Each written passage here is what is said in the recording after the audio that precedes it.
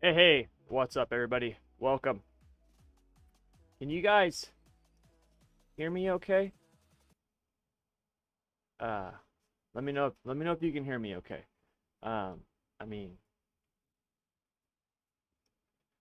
you should be able to, since I just used this last night, but always want to make sure, especially since we got so much stuff to cover. Got a ton of stuff to cover. So, basically, um, what happened is loud and clear, loud and clear. All right, sweet. So basically what happened is that I am I'm doing a lot more asphalt stuff, things like that. And I'm never going to be leaving dirt obviously. But with all the new tire models and everything that we had this season, and then next week we've got the new build, and I don't know if it's going to happen or not, but it sounds like we're going to be getting a new tire model for the sprint cars, possibly new physics for the sprint cars. I don't know, that's still yet to be determined. We got the new tire model on the midgets, and we're going to be getting updated physics on that. I don't know the extent of it. Obviously, I don't, people in iRacing don't, they wouldn't know me if they tripped over me in the street, and I don't know them. So, um, but this is all just stuff that I've heard, and usually, like I've said before, the people who have told me this stuff, when they tell it to me, it's usually pretty accurate. So that's kind of what I'm expecting to see, and because of that, um, Donald King, what's up? Welcome everybody. Justin Howard, Partable, Dumb Jezza, Mesdorf, Jordan, Bryce, all you guys, welcome. Thank you for coming out. But because of that, when that stuff does come out, if it does come out next week, gonna be very, very busy getting caught up on that, because if we do get a new tire model on the sprint cars, with or without new physics, even if we just get the new tire model, I'm imagining that every setup that I've ever built, and there's a lot, are going to be pretty much worthless. So, and then also the midgets, the dirt midgets as well. So there's a reason why, that's the reason why I never built new free setups for the midgets after this last tire model, because there was so many people complaining. It was kind of reminding me of the UMP mod when it first came out with the new physics in season 2, that they ended up reverting it back. Now they haven't they're not going to revert the midget back, but they are going to be doing different stuff to it, like I said. So because of all of that, I wanted to get this stuff done for the dirt late models and the big blocks, because I've had a ton of people asking about these. Now the big blocks have been out for a while, and I've been saying for a while that I'm going to do a setup and adjustment matrix for these cars. Now I've done live streams and talked about setups and adjustments for these cars, stuff like that, but not to the extent that we're going to get into today. So over the last, it's 9:40 in the morning right now. Over the last 2.5 days, I have turned close to 2,000 laps. Um, just just the testing. I'm not counting, the league races or anything like that I've done. Just in testing, I turned well over 1,000 laps in the dirt late model, and close to that with the big block modified. Um, and I basically went through and recreated my setup matrices for those cars, verified the setups and adjustments, that they worked the way they're supposed to work, but then also did a really deep dive in terms of why why is it that when you make adjustment X, why does that do what it does, right? Why is it when you adjust the right rear spring, it can loosen or tighten the car depending on which way you're going with it, right? So that was what I went through, and I tested everything, literally everything, um, from tire pressures to trailing arms to Bar Rakes to uh, left rear bite, ride heights, aerodynamics, you name it, I tested it. And I took a ton of notes. Now, one thing that you're going to notice is, if we look here just at the late model notes, which is a couple of pages of notes. One thing you're going to notice is that the big block notes are not as extensive. The reason why is because for the most part, the vehicle dynamics on the big block are pretty similar to the late model. Now, I don't mean that it's the same physics engine or that it's the same, you know, way that you drive it or anything like that. That's not what I'm talking about. What I'm talking about is and I've said this before, vehicle dynamics are vehicle dynamics. Weight moves the way weight moves, right? The laws of physics cannot be denied, okay? So you can't just all of a sudden be like, hey, Einstein, Newton, you were wrong. This is the way that it works, right? Like that's not how it is. And in the world of iRacing, okay, their vehicle dynamics are the same way, all right? It's, you got to think of it in terms of like the laws of physics. Weight transfers corner to corner, front to back, side to side, right? Like that's the way that it does it. And for as much as people like to complain about iRacing, there's a lot of stuff that they do right and really, really well, okay? And when it comes to their vehicle dynamics, all right, although some things are kind of, you know, wonky, kind of kooky, for the most part, it's pretty good. And there's a lot of similarities between the big block modified and the dirt late model.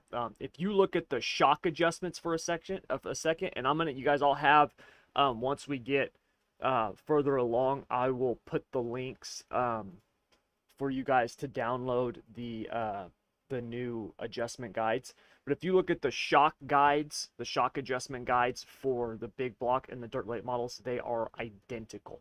They're exactly the same adjustments because it has the exact same effect on the car, okay? The way that they work and stuff like that. Now, there's slight changes between the two in terms of adjustments because the dirt late models, when it comes to aerodynamics plays a much huger role on the dirt late models, mainly because you've got that big ass nose. That nose generates a ton of downforce. It generates, oh my god, close to like 500 or 600 pounds of downforce, and I've measured this in Motec. Keep in mind, this is the way that I do it, but the way that I verified it is somebody actually did, some university or something like that, actually did a CAD model of the dirt late models, and ran it through simulations, measured the downforce on the nose and the rear spoiler and the side force on the side panel and stuff like that. And when I learned how to calculate downforce, I compared those numbers and used the same parameters that they did in terms of this at the speed and stuff like that, and my numbers were almost the same as theirs. And so I know that they're pretty close to accurate. Not 100% like I always tell you guys, it's just the way that I do it, but it's pretty close to accurate. And when I'm using the same parameters on a car, right? Setup A to setup B, I can see the difference, right? The numbers itself might not be real world accurate, but the difference is accurate because it's comparing apples to apples. All right, so that's kind of the overview with everything. We're going to cover the big block modified first because, like I said, I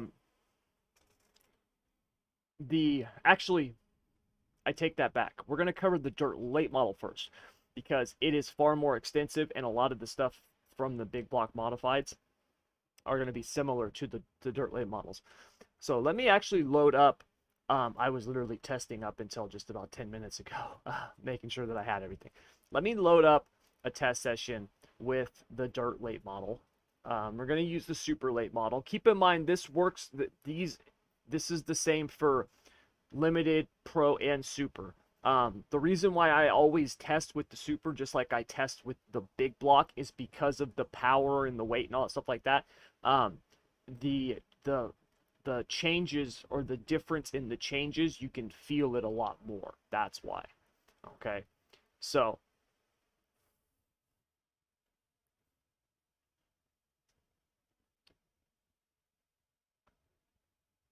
such commitment. Yeah, dumb Jezza. I'm just gonna call you Jezza. I don't, because I don't want to call you. I don't want to say dumb Jezza because I might be. Although that looks like dumb to me, that might be pronouncing it wrong, and I don't want to call you dumb. So let's call you Jezza. But you know, in terms of commitment, I mean, I've said it before, this is my job, SSR is, this is how I feed my family now, you know what I mean? And although I'm giving you guys this stuff for free, at the end of the day, growing the community helps build SSR, which in turn helps me feed my family, right? So that's why I do this stuff. And I enjoy it, right? Like I love it. I've done everything from digging ditches to, running a jackhammering up, concrete for 13, 14 hours a day. And as, and as much as my head and my neck are hurting because my neck is jacked up, and then I also walked into my trailer yesterday. I had my head down looking at the ground. I literally walked right into my trailer like an idiot and jammed my neck, and it screwed it up. So like, although my neck's been killing me sitting here doing this, at the end of the day, I'm not digging ditches, right? So it's all right. It's fun. I enjoy it. So, and then like I said before, nothing pleases me more than hearing having people send me messages, because I get them almost every day from people. Hey man, I used your setup, or hey man, I watched one of your videos and went out and won a race, or went out and ran top 3 and top split or something like that. Like, I love that stuff. It's awesome. So, all right, anyways, let's bring this up. Call me Jess. I will do that, man. All right, so let's bring this up. So first things first is that, and we're not going to get into all of the Motec data because, like I said, there's more than 1,000 laps turned in the dirt late models, and close to 1,000 laps turned for the big block modifieds. But I am going to go over some of it. So let me bring it up too, so we can look at that. And let me find some of the data real quick.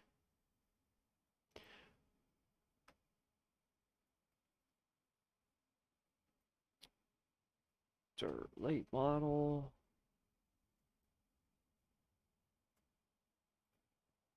Okay, of course, the one that I grab is one that wasn't a lot of laps. Come on.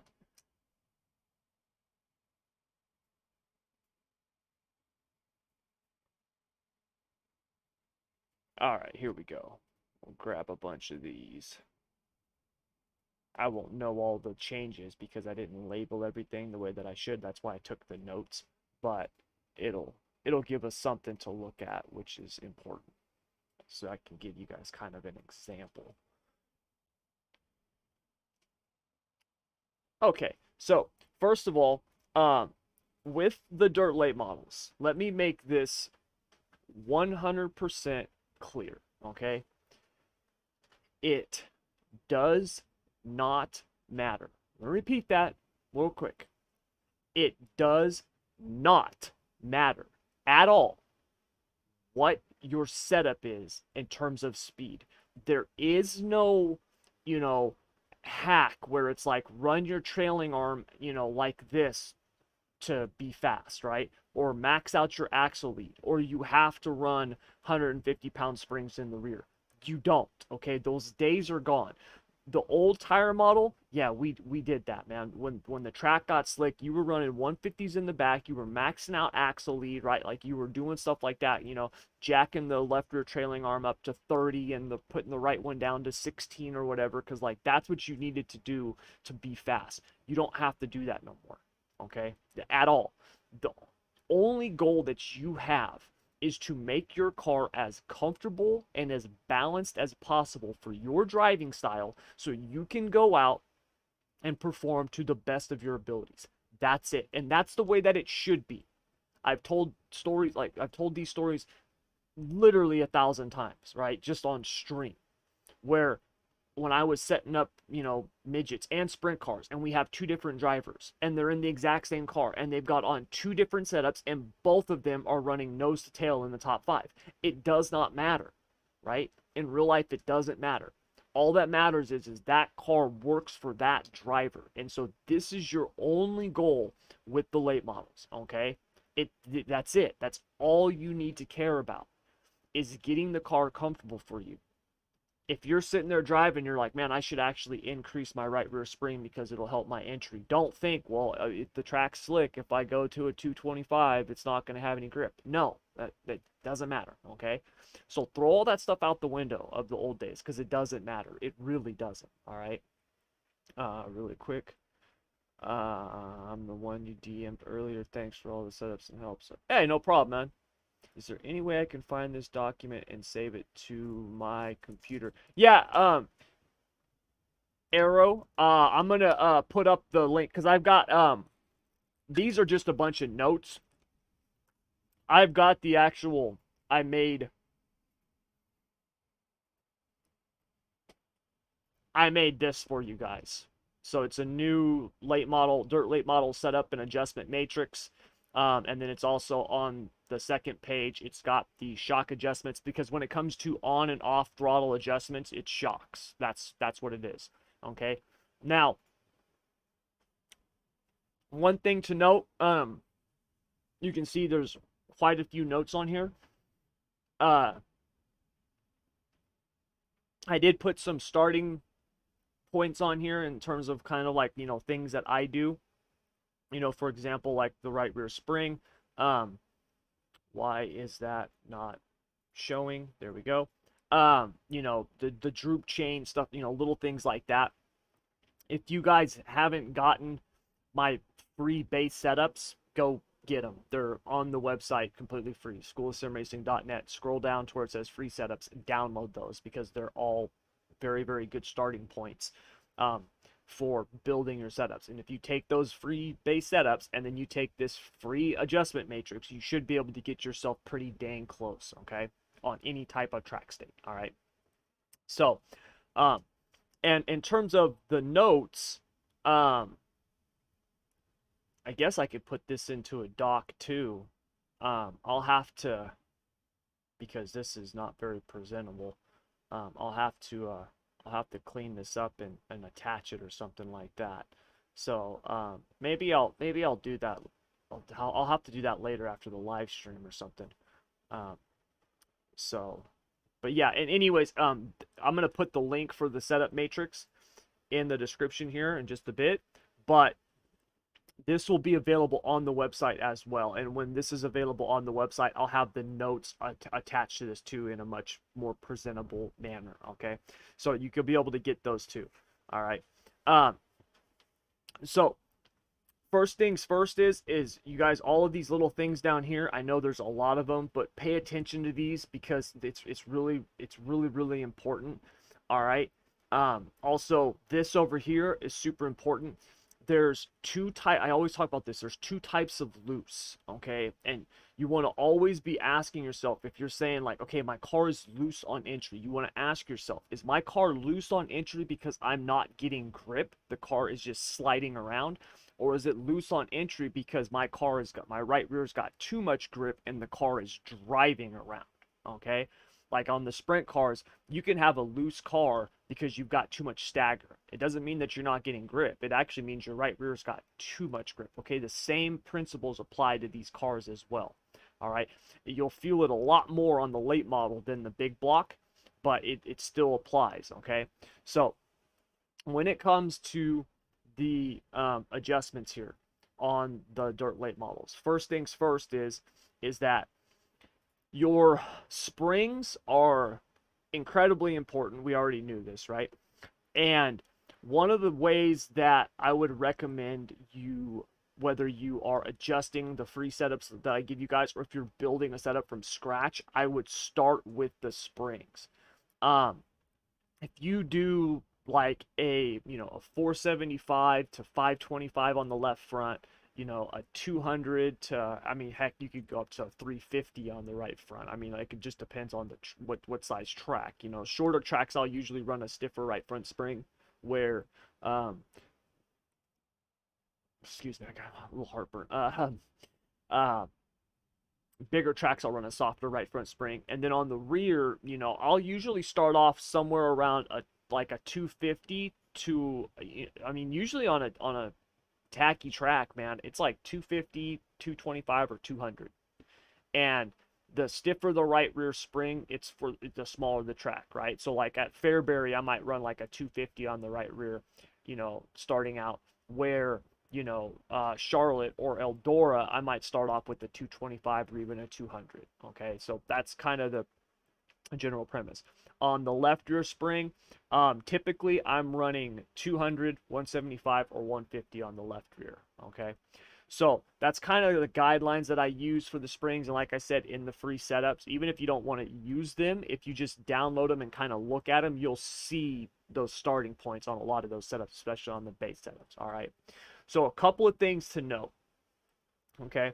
And like I said, a lot of this stuff is here in the matrix. Okay, so if you're tight on entry, if you soften your left front spring, right, that's going to free up the car, and that's what this means. So this up top is the problem, and then down here is the fix. And you'll notice this, for those of you who have seen my previous setup matrices, I broke this down very, very differently. Before, I had it by each corner of the car and each component for that corner. I did away with that because there was just a ton of empty space. And so I was like, look, I'm just going to focus on the stuff that we're actually going to be messing with, and that's it. So for example, like tire pressures, I rarely change my tire pressures. Okay, I especially with the new tire model. And it's actually kind of weird. On a tacky track, if you increase the tire pressures, you're going to spin the tires a ton. But when the track slicks off, you can actually increase the tire pressures 1 to 2 pounds, and it'll actually help stabilize the car, and you're not increasing your wheel slip. You're not losing grip. It's really, really weird. But that's one of those kind of anomalies, right, in iRacing that we have, right, because it's a sim. So that's something to keep in mind. But I've got a note here for that. Don't go more than 1 psi per adjustment, okay? And the air pressure adjustments are going to really help more on a slick track, okay, and they affect the whole corner. So basically, if you're tight on entry, you could, if you want to change air, you can change the right, increase the right rear. All right, if you're loose on entry, increase the left rear. Those are the only 2 air pressure adjustments I've got. Otherwise, you run minimum psi. Okay, pretty straightforward. But so back to the spring. So right here, these are the adjustments, right, as you can see. Also, if you look here, you'll notice 3 stars. Always reset your ride height, your axle lead, and your left rear bite. Always. Okay? You always reset those back to what they were. The reason is if you make a spring adjustment and then you don't reset those, now you don't know if the spring adjustment fixed the problem or if it was, the change in the ride height, because believe it or not, ride heights can have an effect. Or the change in the left rear bite, because left rear bite can have an effect too. Okay? Now, one thing you'll notice here on the right rear spring, and this is something very, very interesting that I found out in my testing. If you're tight on entry, a lot of times we would think like, man, we're going to stiffen up that right rear spring. It's actually different. You want to soften the right rear spring. The reason why this works is what it does is it changes the dynamic crossweight of the car. Dynamic crossweight is a fancy way of saying left rear bite, right? Dynamic left rear bite. Now, your static left rear bite on the car, okay, and I've said this before, this number basically means nothing. When I say that, what I mean is that if you're sitting here and you like, oh, I've got 150 pounds of left rear bite, and now I'm going to jack it up to 200 pounds, and that's going to tighten the crap out of my car. Not necessarily. Okay, it doesn't work like the way it used to. In fact, I ran a test. Let me find my notes, because this was one of the most interesting things that I found out. Where is it? Left rear bite. I ran a bunch of tests.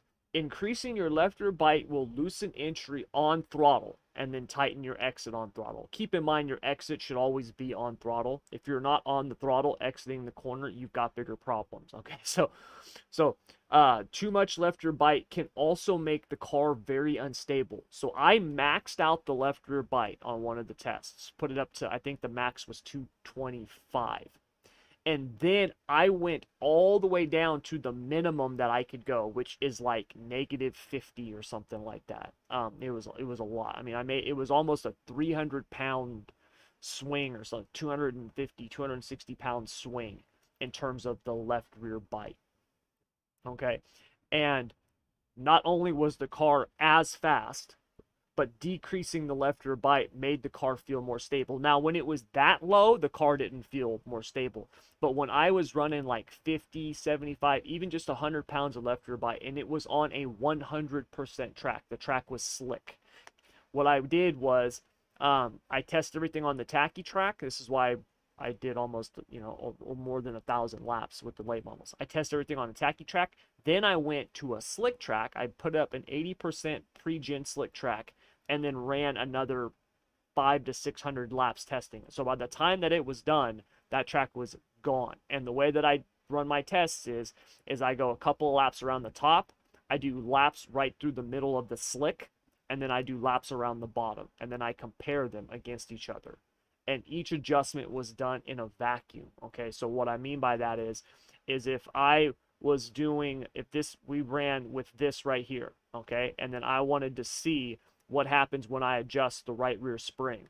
I would adjust the right rear spring down, okay, I would fix my left rear bite, I would get my ride heights back to as close as I possibly could to where they were along with my left rear bite. You can see there's a 2 pound difference, but 2 pounds of left rear bite is nothing. And then I would go back out and run the test, okay? So that's how I did every single adjustment. I had a baseline test that I ran, and then I would make an adjustment, all right? Go back to the baseline, make an adjustment, go back to the baseline, and that's what I did for every single test, okay? So that was something really interesting on the left rear bite. All right.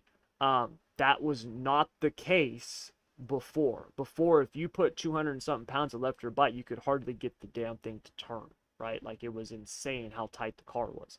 Now that's not the case anymore. A lot of you guys who find yourself kind of snapping to the wall, okay, that could be your trailing arms. Usually it is the trailing arms, but if it's not your trailing arms, if you can't seem to fix it with your trailing arms, I'm guessing you've got too much left rear bite in your car, because it can really make the car unstable. It was really, really shocking. And I'm going to redo just a couple of these tests for you guys to kind of let you see, because we're not going to run 1,000 laps, because this live stream will go, 10 hours, and we don't want to do that. But that's just kind of an example.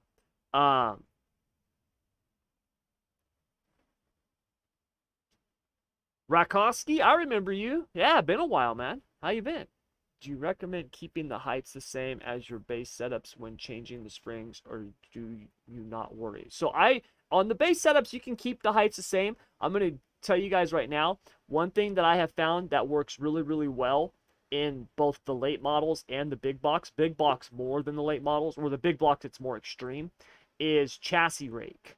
And I don't know if you can see I stopped here on my notes for this because I was so busy testing, verifying stuff, I forgot to finish my damn notes here. That's why I said that these aren't included right now, because they're actually not done. But was chassis rake, and I don't think I put that in here. So what chassis rake is chassis rake is actually raking out the chassis. Whoops. So if you look, my left side ride heights are higher than my right side. On the dirt late models, I try to be between, somewhere around 1/4 to 1/2 inch of rake. So I want my left side higher than my right side, okay? That increases your side bite, and you still maintain the same forward drive, okay? It makes the car feel much, much better. And what I will typically do is as the track slicks off, I will drop the right side down and raise the left side up some, all right? That is what I do. Keep in mind, we're talking about a couple of tenths of an inch, okay? Another thing that does, though, is that also enhances the aero profile of the car, okay?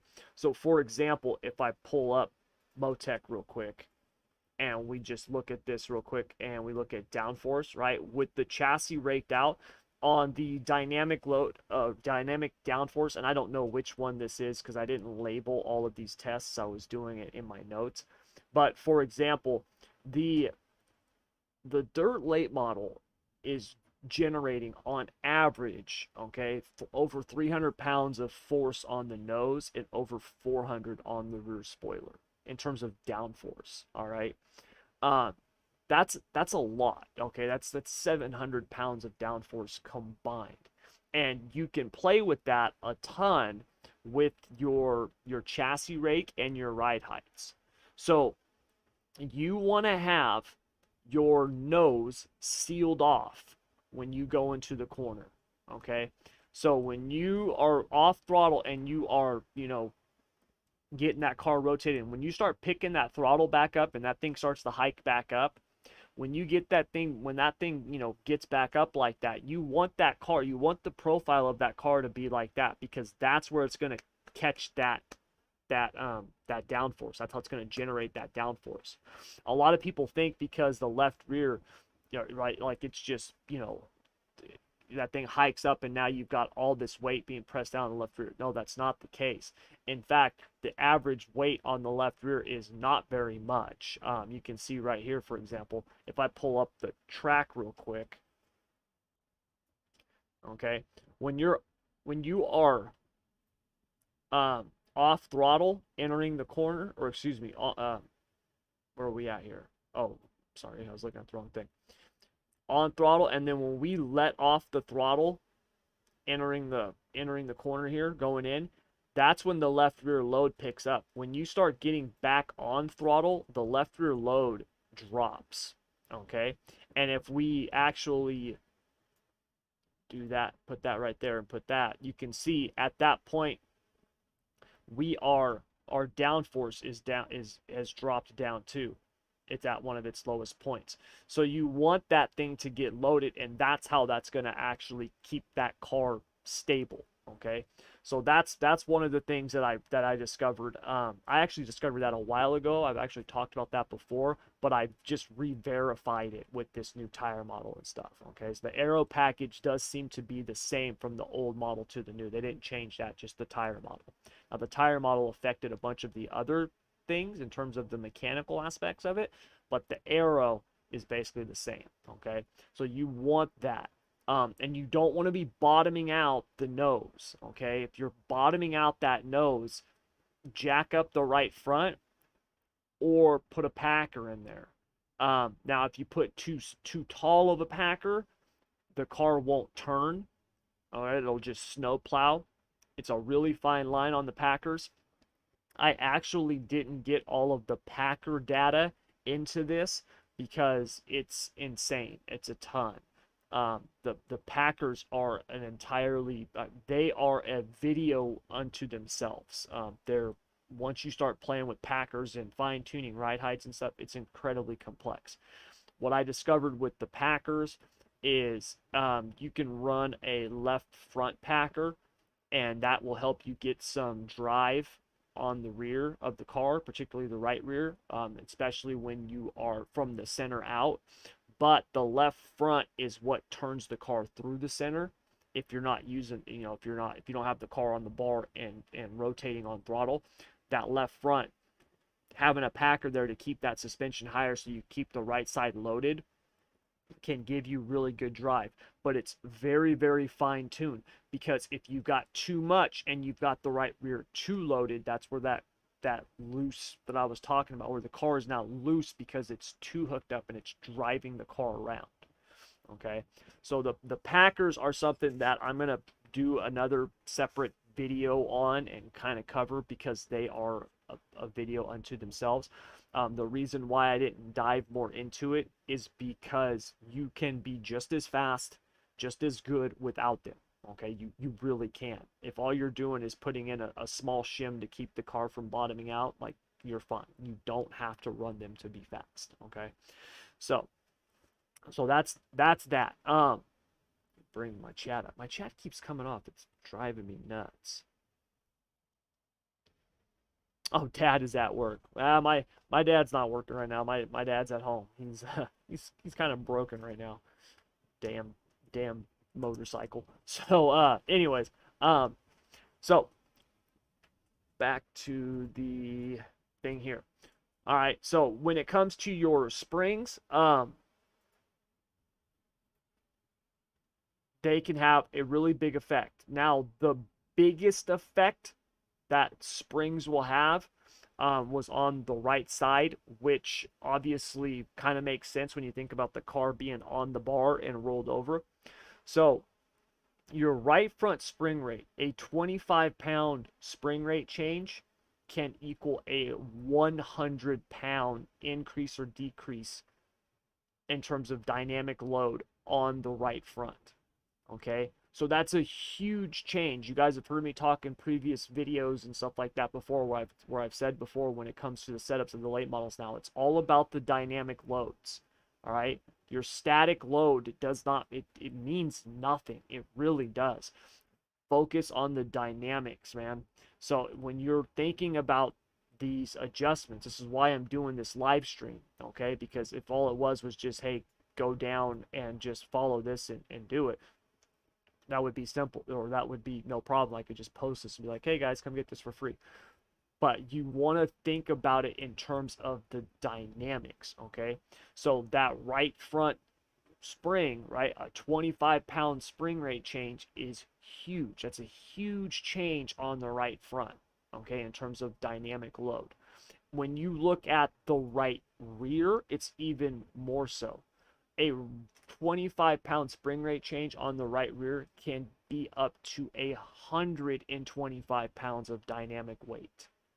Okay, so even a small spring adjustment, the minimum adjustment that you can make on the right rear, can be a huge adjustment. Okay, now when you get to your left side springs, what you're going to notice on the left side is that the left side spring rate, particularly the left rear, what that's going to affect more is your dynamic crossweight, or your dynamic left rear bite.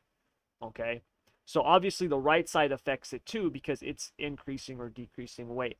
But for whatever reason, and I don't know why, but for whatever reason, that left side, it affects that cross weight more than just the load on that corner.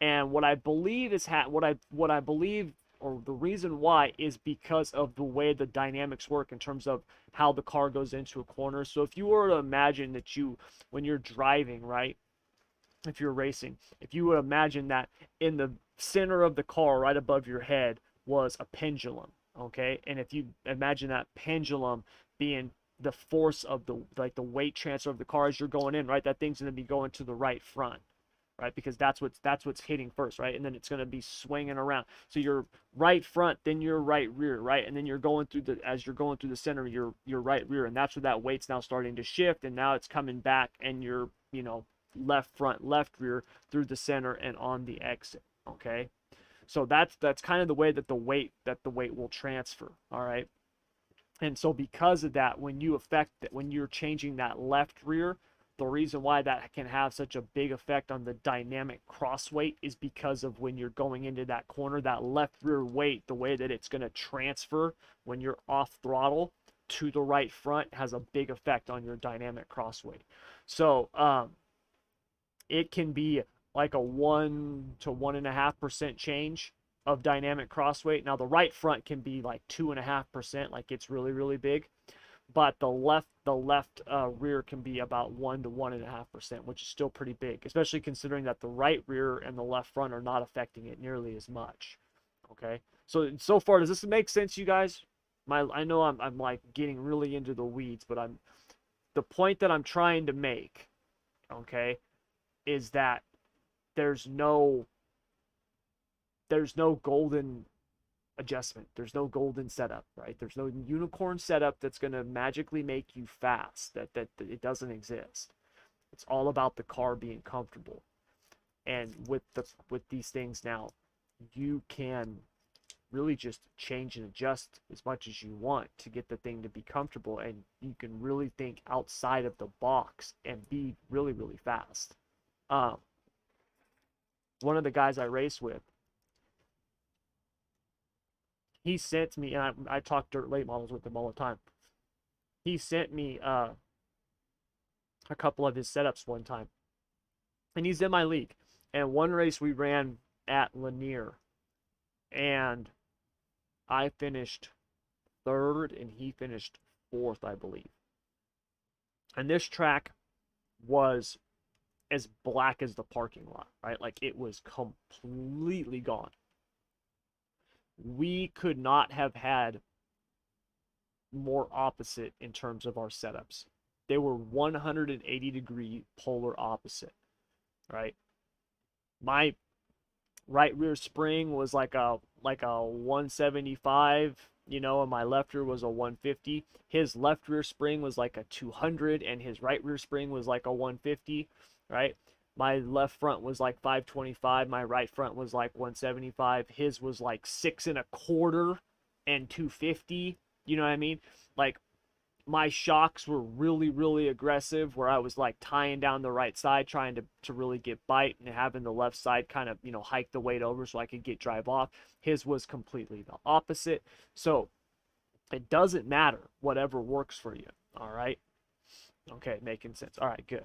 So that's the springs. The springs are pretty straightforward. Now, some of the stuff here, some of the other stuff though that I want to talk about is, which I found to be probably the most important adjustments, which is the J bars and the trailing arms. Okay, so the J bar,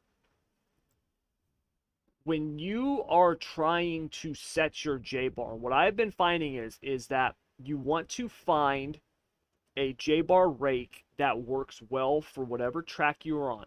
Now, J-bar rake is the difference between the chassis side and the axle side. The more rake that you have, the more the car is going to want to rotate on throttle. All right? So think of it almost as like another type of stagger, right? Where the right rear is bigger than the left rear and it's just making the car rotate on throttle. The J-bar rake is basically the same thing. Instead of doing it with the tires, though, it's the rake between the chassis connection of the J-bar and the connection on the axle. Okay, now on the axle side, when you raise that up, you're going to loosen up your entry and your middle. Okay, now obviously lowering it's going to tighten it. Now what raising it can do is it's going to increase the dynamic load on the left rear and the right rear, but also on the left front and the right front, which is it's less on the front, but it loads the rears. All right. Now, when you lower it, it's going to decrease the dynamic loads overall, but it will increase the side bite and forward bite, which is kind of a weird dynamic. But it has to do with the way that the chassis is rolling as opposed to kind of digging in. So when you think of the J-bar rake, right? What I like to do is I like to find my rake that feels good. And then I will look to actually raise or lower the entire J-bar together as the night goes on. I've been finding somewhere between like 4.5 and 6.5 inches of rake feels really good depending on the track. Bigger tracks I'll be at like 4.5 or 5, where smaller tracks I'll be at 6.5. And then as the night goes on, I'm actually increasing my J-bar throughout the night. Okay, this is something new that I've been playing with, and it works really, really well.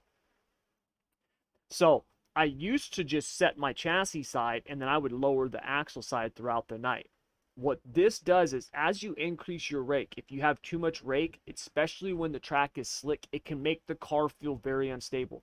So if you've ever been on a really slick track, right, and you hit the throttle and the car loads up and then you're kind of off the throttle and it immediately slams down and now you start doing this and it just feels like the car is unstable, that's because you've got too much J-bar rake when the track is slick. Now, if you can obviously keep the throttle down, right, well, then you don't have to worry about that thing being unstable because it's going to load and you're going to be good.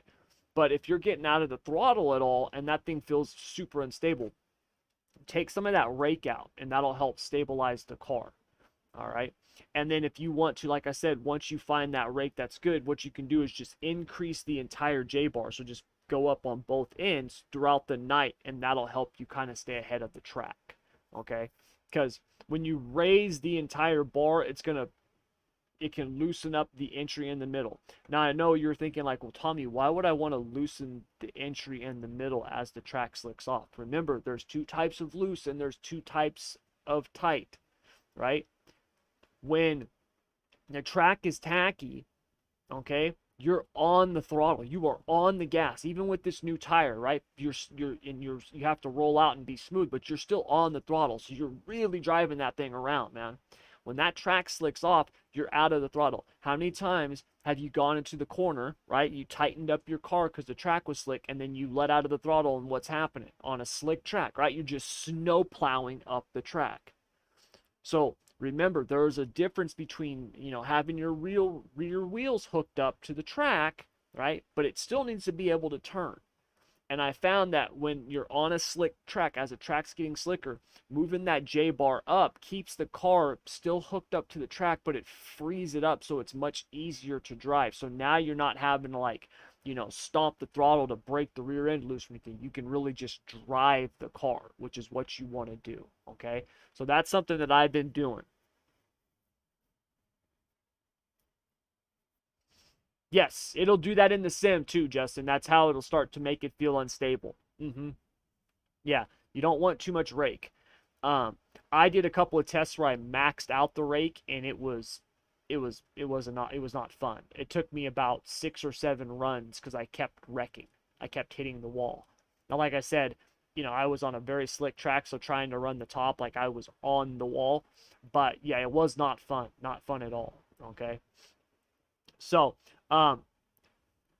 pretty much, the more rake, the more roll it's going to have.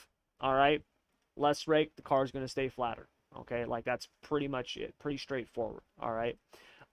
Really quick, the droop chain, you guys, this is something I've heard people talk a lot about. They're like, raise the droop chain up as the track slicks off, and stuff like that. The droop chain is actually pretty straightforward. And what I found is if you put the droop at 25.5 and then you never touch it again, you're good. Okay, like you're gonna be fine. When you lower the droop, it does put more load mechanically on the rear tires, but you lose downforce. If you raise up the droop, if you go to 26.5, right, it takes load off the rear tires, but it increases the downforce. So it's almost a wash. Now, I found that when it's at 26.5, the car just feels kind of unstable to me. I just don't like the way that it feels. And so 25.5 is what I've been running ever since we got the new tire model, and I love it. And I just keep it there. Okay, so kind of a quick note on the droop chain, but you can play around with that if if you want. But for me, I just throw it at 25.5 and I just leave it there. All right. Now, trailing arms.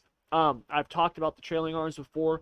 I did a video on them. Okay, really, really important. One of the things is that when you are raising, if we talk about the left rear trailing arm first, raising the left rear trailing arm is going to put more dynamic load on the right rear.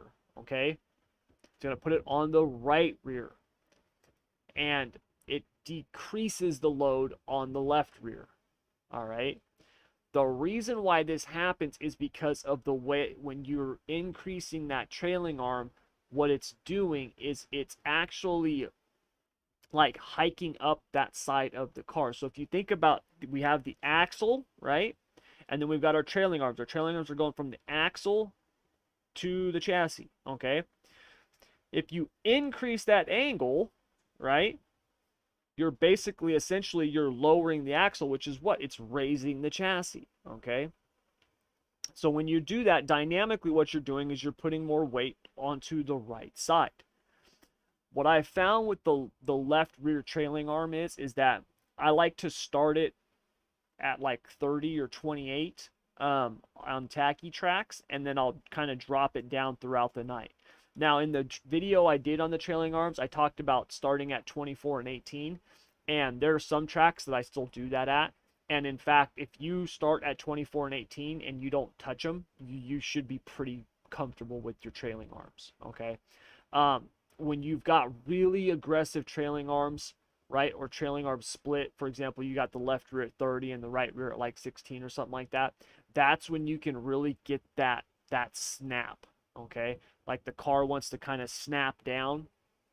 If your car coming out of the corner is wanting to kind of whip around on you, or going down the straightaway, it feels like it's wanting to pull down, you've probably got your left rear trailing arm too high. All right. And then if the car feels like it's wanting to snap to the wall, you've probably got your right rear too high. So finding a balance with those is pretty critical to the comfort of your car. I try to keep my split somewhere around 4 to 6 degrees, meaning like if I've got the left rear at 24, I'm going to have the right rear at like 18. There are occasions where I'm less than that, or even. I shouldn't have said it that way, but where they're the same. There we go.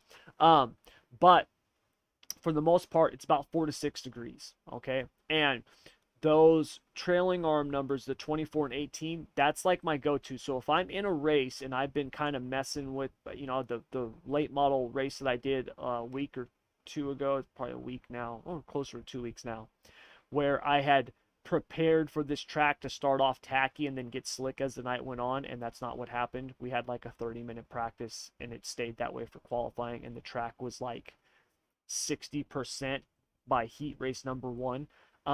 What I should have done is I should have just gone back to my base and, worked from that. And instead I was trying to fix, I had a bad setup that I completely missed the mark on because I misread what the track was going to be. And I was just throwing stuff at it, trying to make it better. And what I did was I took a bad setup and made it 100 times worse. And so, I don't do that no more. Now, if I feel like I'm off, I just go back to what I know works. I know that 24 and 18 for me on any track state, it does not matter, is going to be comfortable. It might not be perfect, but it'll be comfortable.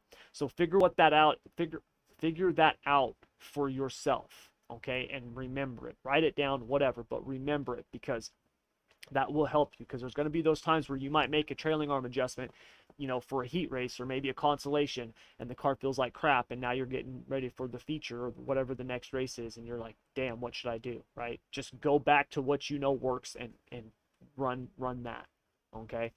So that's your trailing arms. Raising up both of them, okay? If you get it too high, the car is going to feel horrible. I think the car feels absolutely horrible when you've got both of them up. Like, that was something that we used to do before, where you would kind of like max them both out. You'd put the left rear at 30 and the right rear at like 26. That feels like crap now. I can't drive it. I literally cannot drive it. So I find loading or lowering them as the track slicks off to be better for me. Okay, like I said before, you kind of play with that yourself, but that's what I find works best for me. Other thing, ballast. The more that you move that ballast forward, okay, it'll say here in iRacing that you're gonna have more understeer, right? Forward equals more understeer. So the higher that this number is, okay, the more forward it is. One thing that I found, which was really interesting, if you've got a car that kind of feels unstable, right? And you're like, well, it's not my trailing arms, it's not my J-bar. Chances are it might be your ballast. I found that moving the ballast forward will actually stabilize your car and make it feel pretty good. Now, if you get it too far forward, what'll happen is that the car's going to want to snowplow on you. It's not going to want to turn. But there is kind of a happy medium in there. So I've been playing a lot more with this, and I've been finding that you can go up to, I think 14 was as high. I mean, when I tested, I went all the way to 29. But I've actually raced with, and the car felt good, and I was running well with. Once I got past 14 with the setups that I run, I noticed my rear wheels were spinning a whole lot more. I've got so much nose weight that it's taking it off the rear wheels.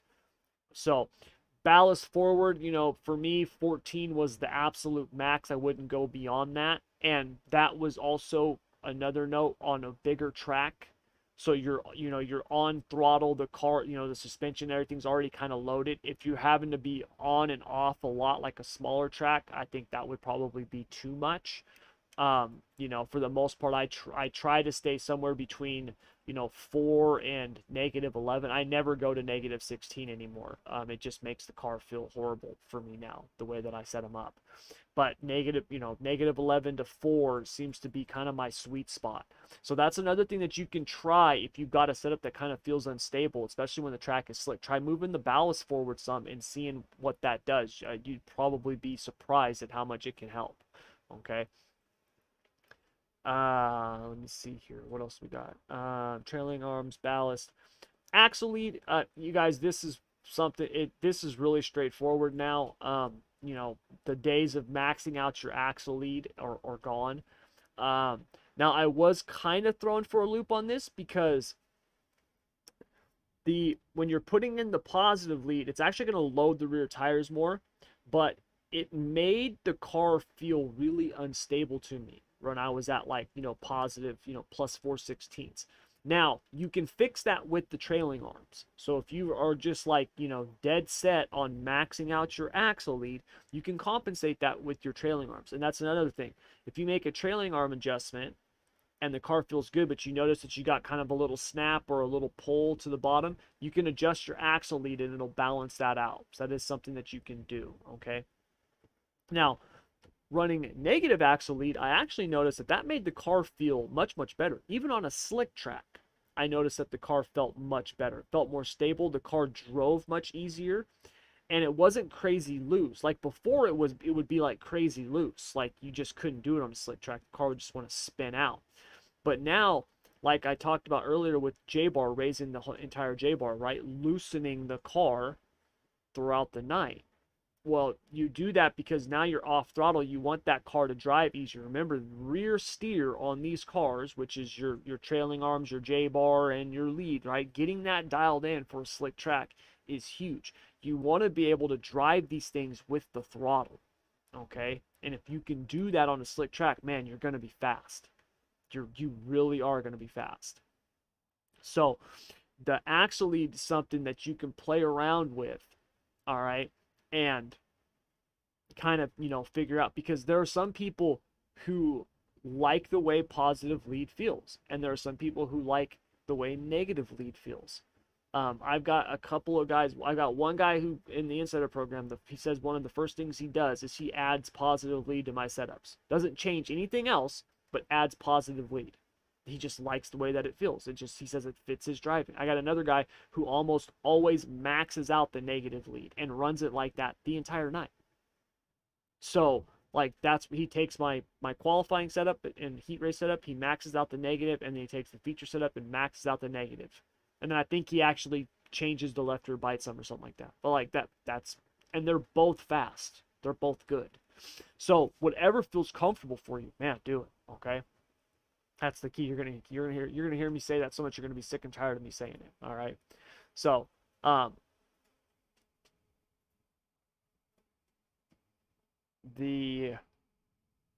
me get this thing real quick. Make sure I've got this in my Google Drive. So for this, oh, whoops. I just cleared all my cookies and browser and all that stuff like that, and now I don't have any of my stuff logged in. I gotta log into everything. God, I hope I remember my logins.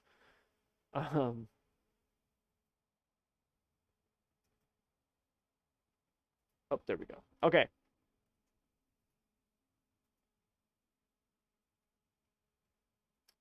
So here is the link for the late model one. I'm gonna give this to you guys right now. Those of you who are watching the recording of this should be in the chat and the description below.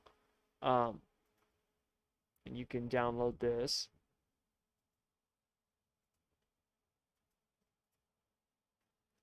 It's going to be a bit.ly link, so it's not so long. Late model setup and adjustment matrix. I need to spell correctly. There we go. And we'll call that 2021 so we know it's the new one. All right, let me pull up my chat here.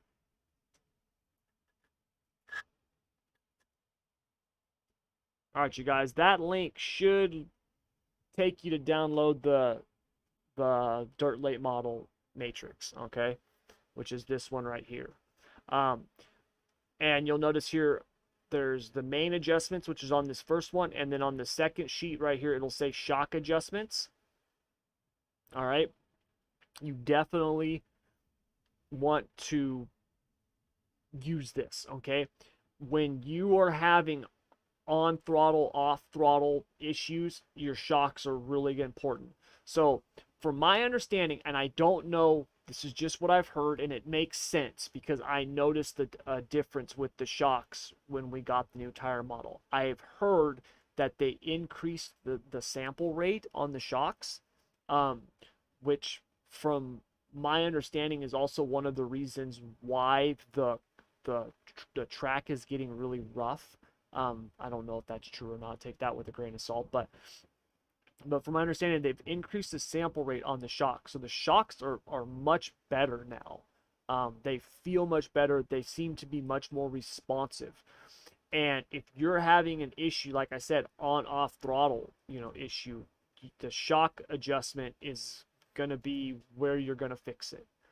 For the most part, and you guys, I'll show you guys right now. If we look at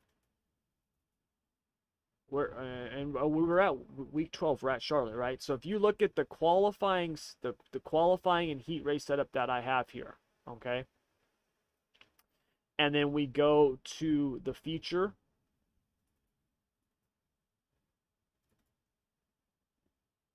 All right, you'll notice that there's the biggest adjustments. I've softened the rear springs. I've made shock adjustments, trailing arm adjustments, right?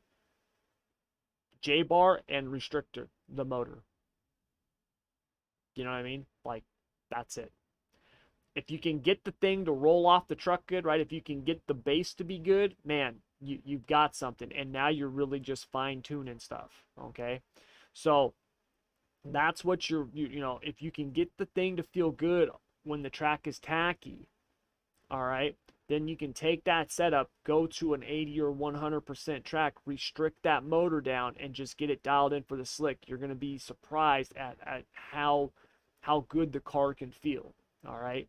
Because each track is so different that, I shouldn't say so different, but there's differences with them that if you can get the base dialed in for the slick, you can be pretty good. Now, those of you guys who've watched my live streams, you've seen me, I'll have different adjustments and stuff like that because weather plays a part, how people are driving the track plays a part, right? The line that you're going to run plays a part. How I would set up my car if I'm going to try to, just pound the cushion here at Charlotte compared to I'm starting in the back, and so I'm going to try to run the bottom and pass a bunch of people. It's going to be two different things, right? But figuring out what works best for you, that's the key, because that's what's going to get you to get your car dialed in so it's, works for you and works for you well, okay? Now, really quick, I want to show you guys, we're going to do let's move this up. And let's do I want to show you guys let's put this to 90. Make sure my stagger is correct. All right. I want to show you guys the left rear bite, okay? Because this is the one that some people just don't believe me on, and I just want to show you guys this because it's incredible. So right now we've got 186 pounds of left rear bite, and we can just run that, all right? We don't need to try to max it out. So let's go with this. I need to be moving up, not down. All right. And forgive me real quick. I gotta take my medicine. I forgot. Just remembered.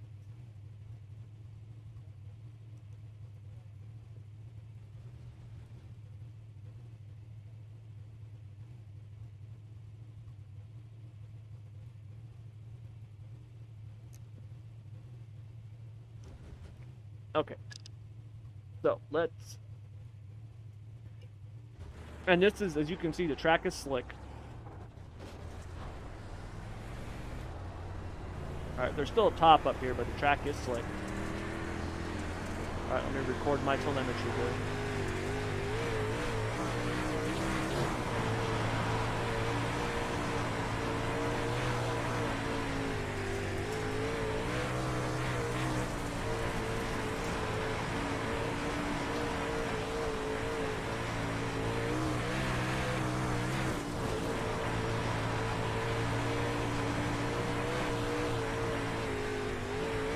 And I'm just going to do 1, 1, and 1 instead of 2, 2, and 2, so we don't spend a bunch of time. This is how I test. I go 1 around the top. When the track is slick, I always go right through the middle of the slick. Because if you can get your car to work on pre-gen slick, it'll work on a dynamic slick track. Don't hit the tire. Of course I hit the tire. Alright, so we're just going to go 1 around the top and then 1 through the slick. Okay. So we got that. Now, I'm going to take the left rear bite like down to 0, okay? So we're going to drop that down, raise that up, and then drop, raise. I think I can get a little bit more out of that, because I want to keep the chassis raked. Okay, so 19 pounds. All right. So we went from 185 to call it 20, right? So we've taken 165 pounds of left rear bite out of the car. Okay. Now, if you had done this with the old tire model, it would be, the thing would just spin out, okay?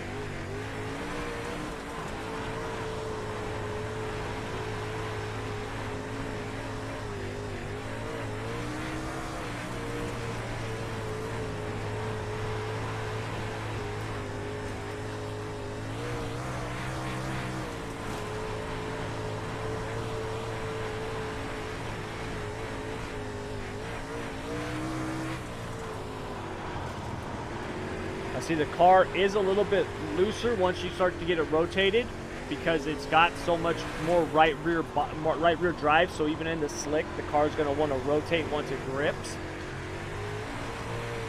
Same thing on exit.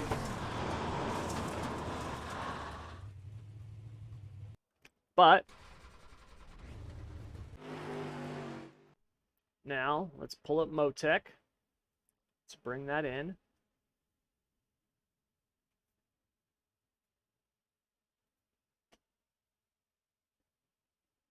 All right, that was the last 2 that we did. Okay, so first of all, we want to come down here. So this, the one in red is the 185 pounds. And then the one in the white is the 20 pounds. Okay? Now, first of all, if we look at our lap times, 185 pounds, 16.0 around the top. 19 pounds, 16.0 around the top. The same, right? Basically the same. Through the slick, 17.2 with the left rear bite and 17.4 without it. If you remember, I got way loose there.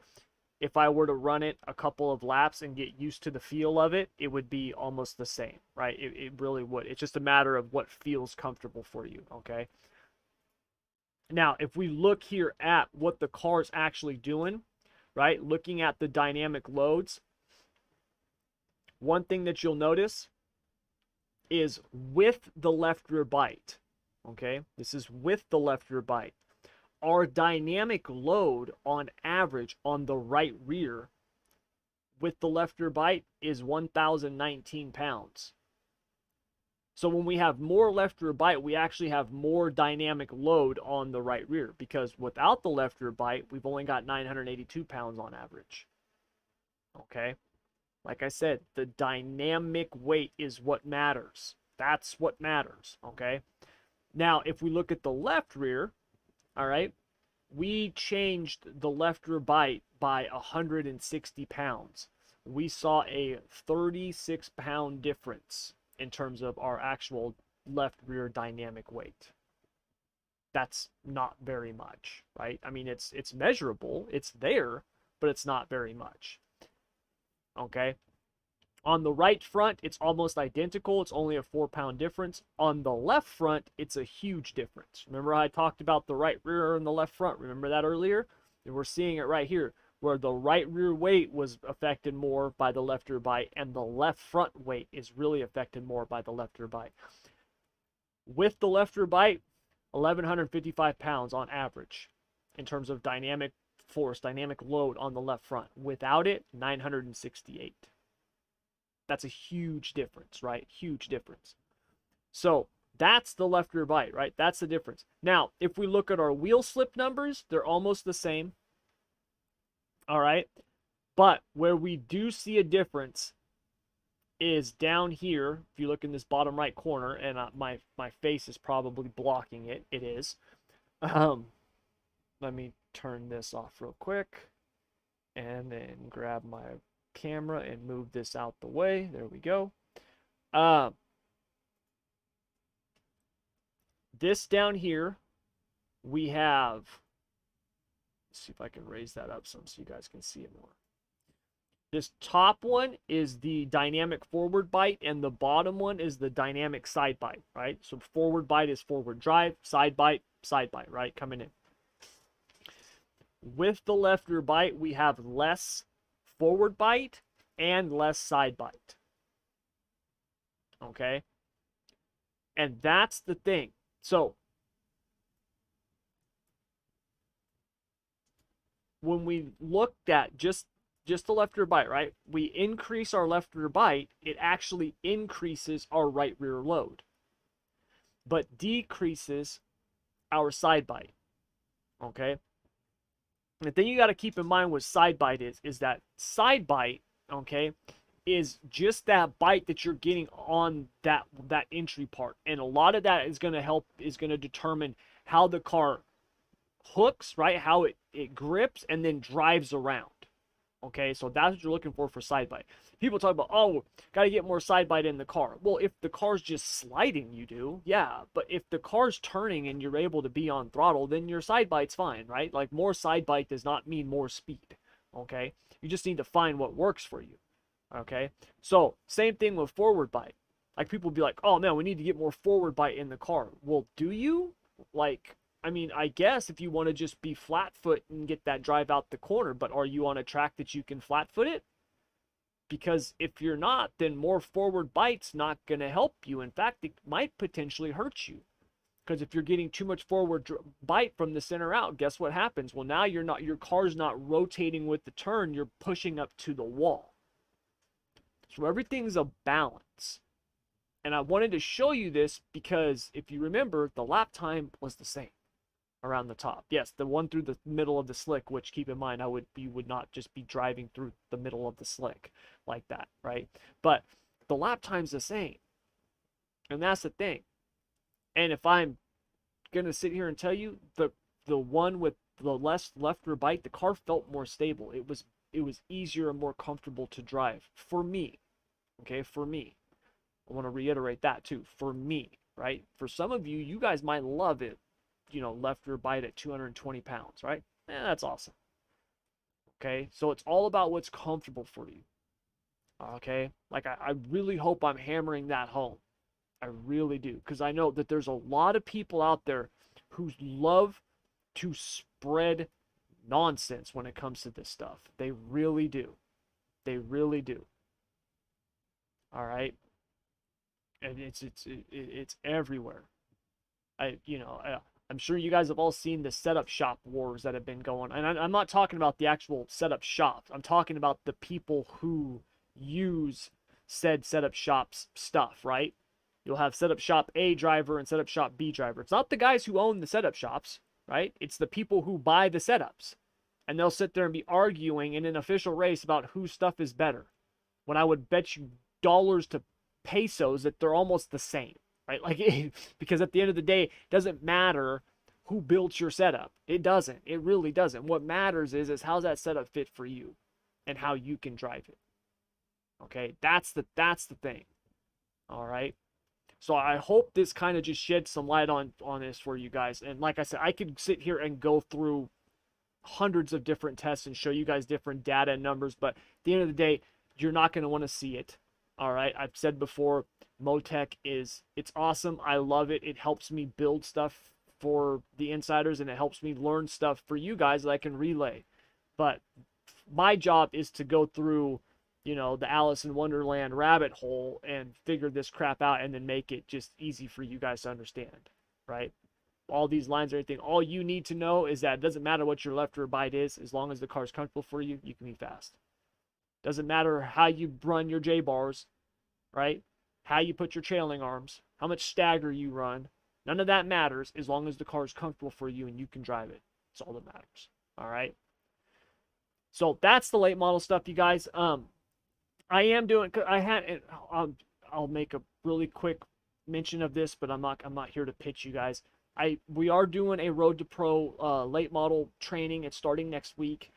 If you guys want to learn more about that, you can go to schoolofsimracing.net/pro. All right, I've had people ask me before about it over the last week or so. If you want to learn more about that, you can.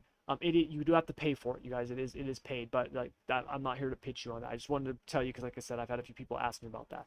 But that's all I'm gonna say about it. So, anyways, and I've had people real quick. There are bonuses. The Motec workbook is one of the bonuses. All right, so.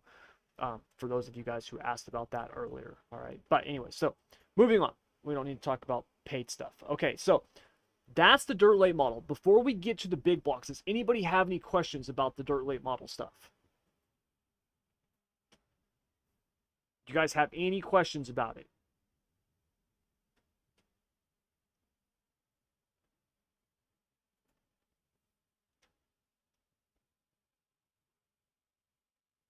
Because if not, we're going to hop over to the big block modified.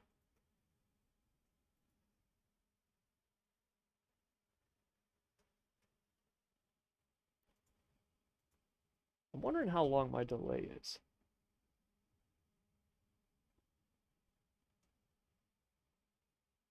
Okay. No questions? All right.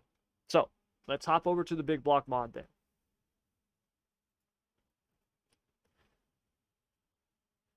Now, one thing you're going to notice about the big block mod stuff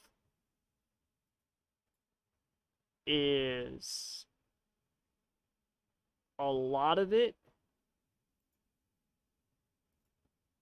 is really close to the dirt late models. And what I mean by that is if we look at the dynamics, or first of all, the shock stuff is the same. I mean, it's identical. I do the exact same adjustments for the big block modifieds, the UMP mods, and all the late models.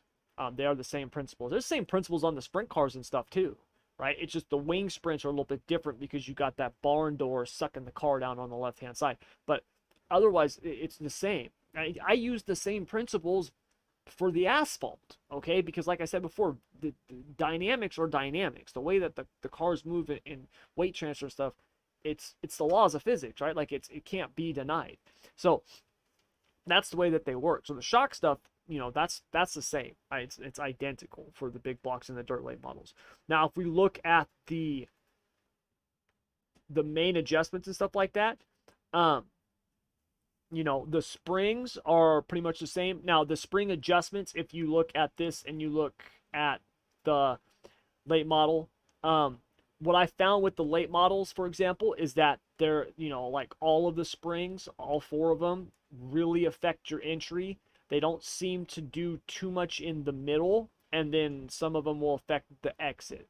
Where on the big blocks, like some of them do the entry, some of them do the exit, none of them do the middle. Okay, so there's some changes there with it, okay? You've also got wheel spacing with the big blocks. The wheel spacing is actually, I mean, if you've got a car that feels comfortable in terms of, being on and off throttle, and it's not jerking yourself, it's not shooting all over the track, and it feels like it's got good drive, but you just need it to be, a little bit more free on entry or a little bit tighter or something like that, your wheel spacing is like the way to go. Like if you can get your spring and shock package dialed in, okay, you got your trailing arms and all that other stuff set up, man, and you could stay ahead of the track by just doing some wheel spacing and then resetting your ride heights and bite throughout the night. Like you really can, okay? So the wheel spacing on these cars is really, really important. You'll notice over here, we've got similar notes. The notes down here are basically the exact same. I should delete this though, because that is not what I do for a tacky track.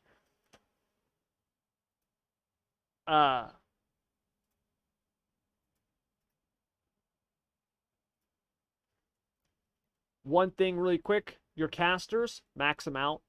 Okay, max out the front casters on these wheels. Um, you know, whatever is the most that you can get, max them out. Okay. Uh, you'll notice that some, especially my free setups that I did, they're not maxed out, because this will make the wheel feel a little bit heavier. Some people just don't like it, but from all the testing and stuff that I find it to be better. I really do. And it does help with the dynamics of the weight, because this actually, if you look here, the way that it turns the axle on that side, it just seems to help. And so I've been maxing out the left front caster, and I really, really like it. And so try that. Otherwise, keep the right front maxed out and then adjust your left front. Caster split in these cars does have an effect like it does on the asphalt side. So like on the asphalt side, your caster split, the more splits you have, which is the more right rear caster you have over the left rear, that'll help the car dive into the corner, the more caster splits you have. It's kind of the same thing with these. And since you're trying to keep these cars basically as straight as possible, your caster split can have an effect on that. Now, like I said, I do it in other ways. I just max out the caster and then I do everything else. Okay, I don't want to be adjusting my casters, you know, as an adjustment in the race. So for me, I just kind of max them out, set it, and then forget it. Okay, but I wanted to let you guys know that, because that is one thing that is different.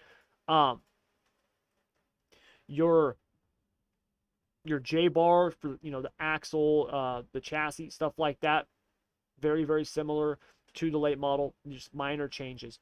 One thing to note really quick, the droop chain. So droop chain on the big block mods, it has the same effect, meaning that the lower the droop chain, the more dynamic load that's placed on the rear, the higher, the more rear downforce. Now, it doesn't, you're not getting as much downforce because the big blocks don't have that big ass nose on the front like the late models do. Okay, but they do have a rear spoiler. That rear spoiler does generate downforce, and the side side panels, or whatever that is, right? Like the aero of the big block, it's almost like a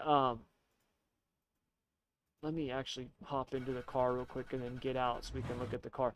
It's almost like an Indy car, meaning this right here, right? So like in an Indy car or a Formula One car or something, what you do is you rake the chassis, you put the front down and the rear up, because that will create downforce, right? So as the car is moving and the air hits it, it'll push the whole car down.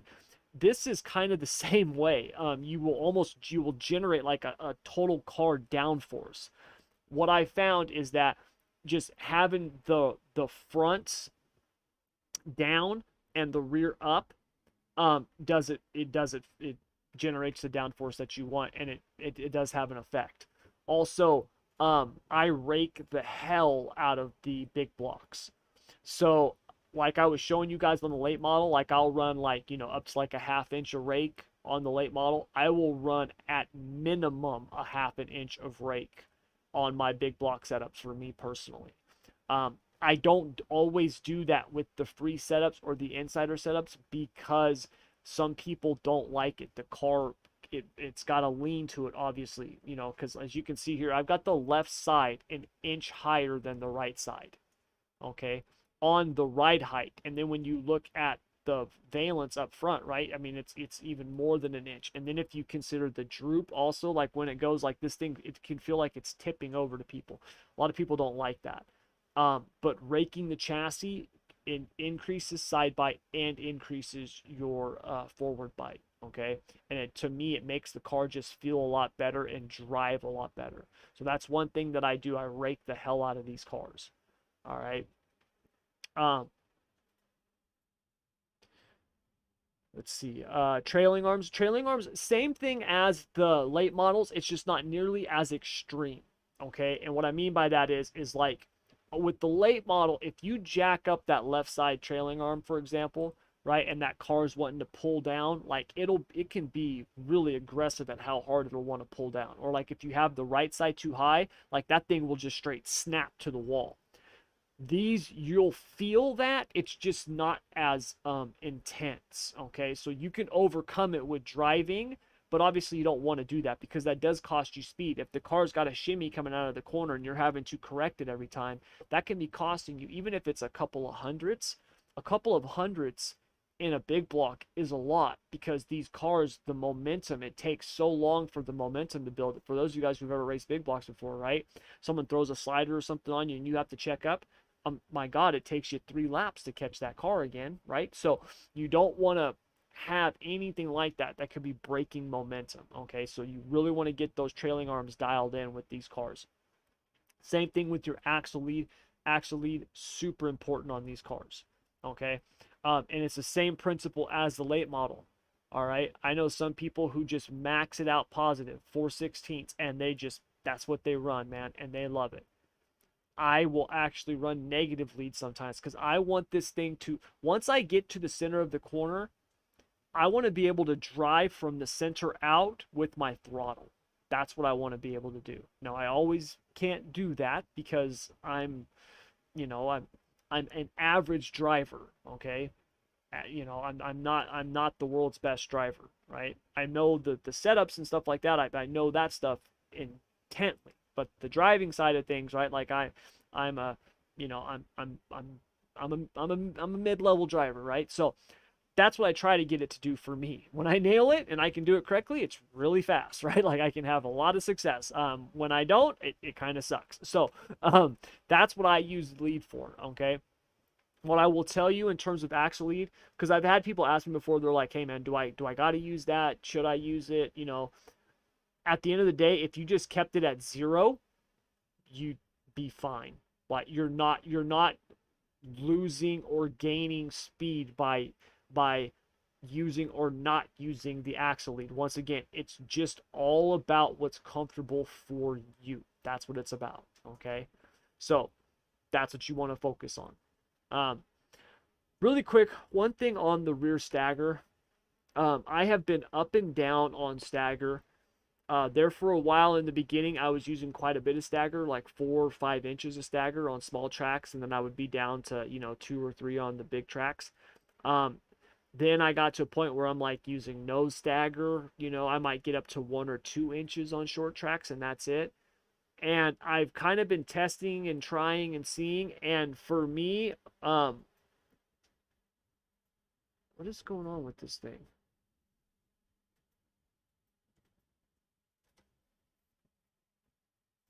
Oh, dude, do not tell me that this thing, like, didn't save, because I'm going to be ticked off. What's going on? Am I having, like, internet issues or something? No, I'm not. My internet's working. So apparently it's just my Google Sheets. All right, hold on. Let me close that out.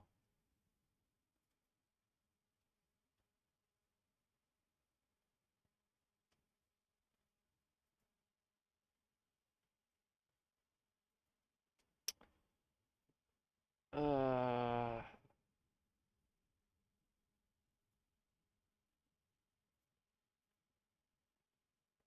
what is happening here? All right.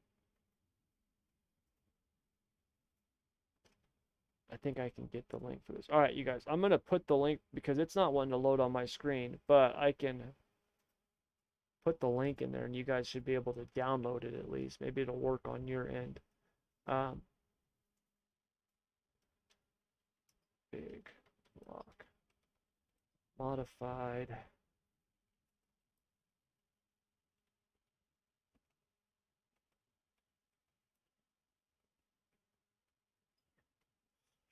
One.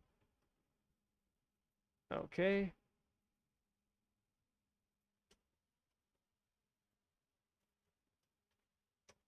All right.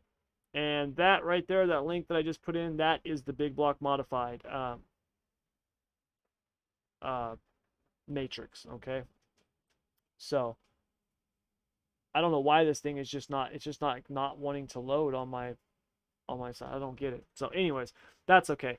I pretty much know everything. Anyway, so the stagger thing. Stagger. So I basically on the big tracks I run anywhere from 1 to no stagger, 1 inch to no stagger, and then on the small tracks up to 2 inches of stagger. That's what I run for stagger. What I have found with the stagger is that the more stagger you have, right? The more obviously the car is going to want to rotate on throttle. If you can handle it, if you can keep the car straight while driving, right, with a lot of stagger, you can be really fast. The problem is as soon as that rear end starts to step out, even just a little bit, you're going to lose a lot of speed. And so I found that just running less stagger can be just as fast, if not faster, because I'm not making the mistakes. Okay, so that's where I'm at with the stagger. Also, front toe, basically I run -1/16 up to like -11/16. I played with this a ton. I have not found this to really help or hurt anything. I just noticed that really quick, so I wanted to share that with you guys really quick. Now, the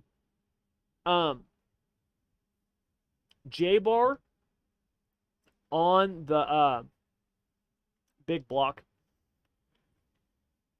a little bit different for me than what I do for the late model.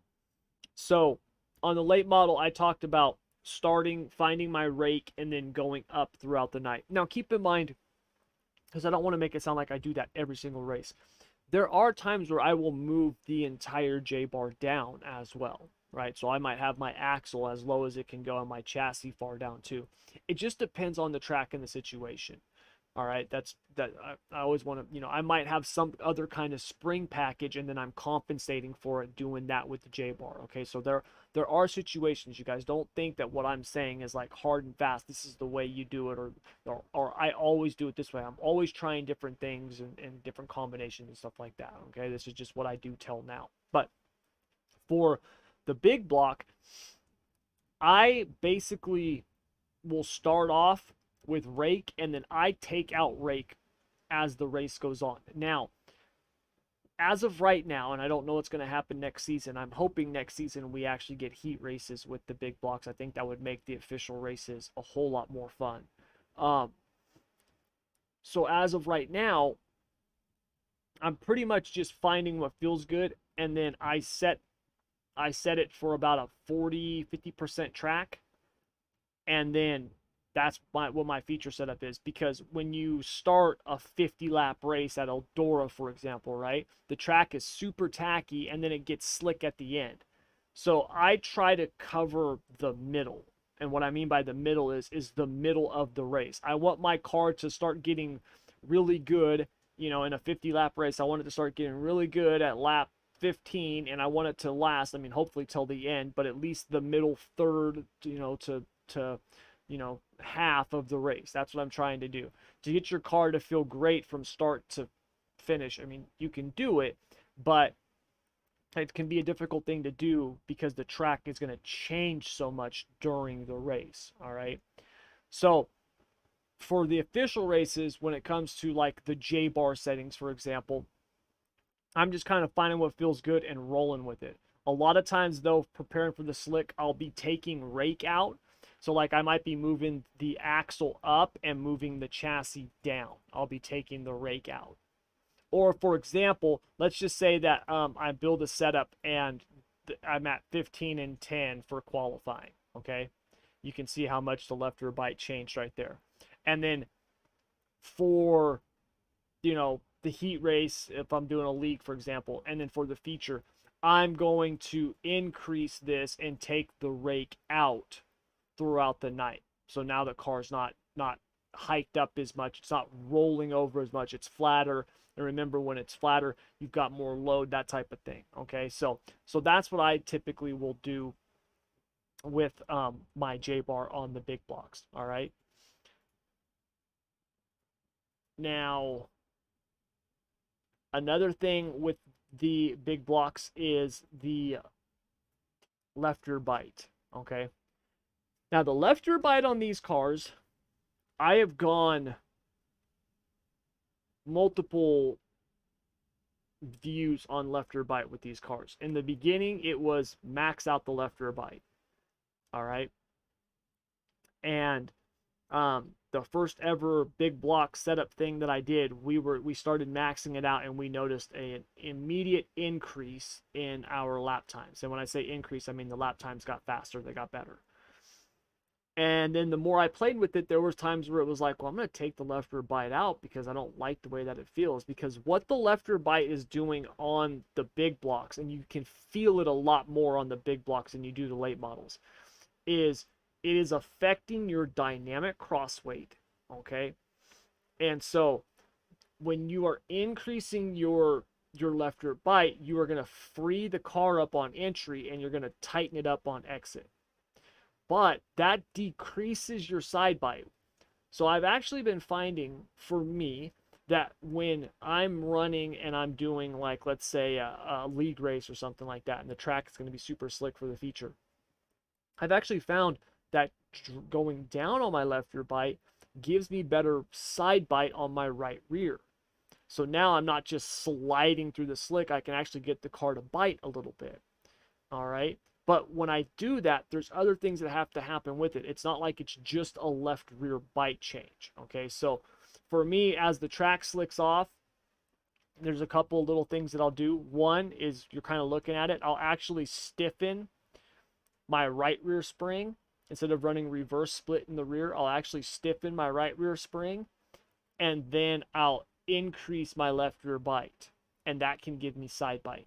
Or what I'll do is I can flip my springs. I'll run reverse split, so maybe I'll put a 200 in the left rear and a 150 in the right rear, and then I'll drop my left rear bite down to like maybe 50 pounds, and that will give me more side bite. Okay, so that's something that I'll play around with. And here's the thing, you guys, both of them can be fast, and both of them can work.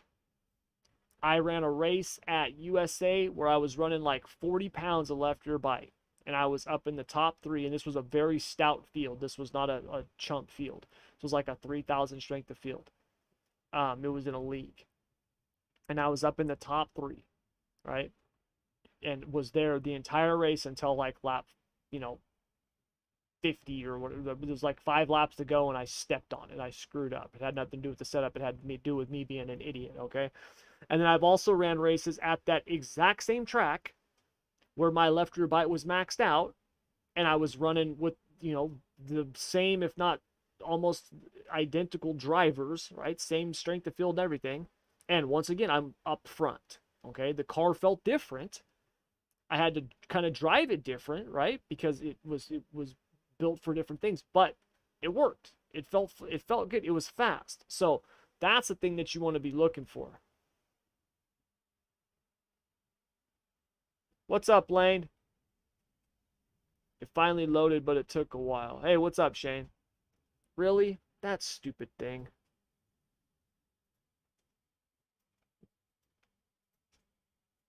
Okay, something. I wonder what's going on with that thing. I wonder why it's doing that.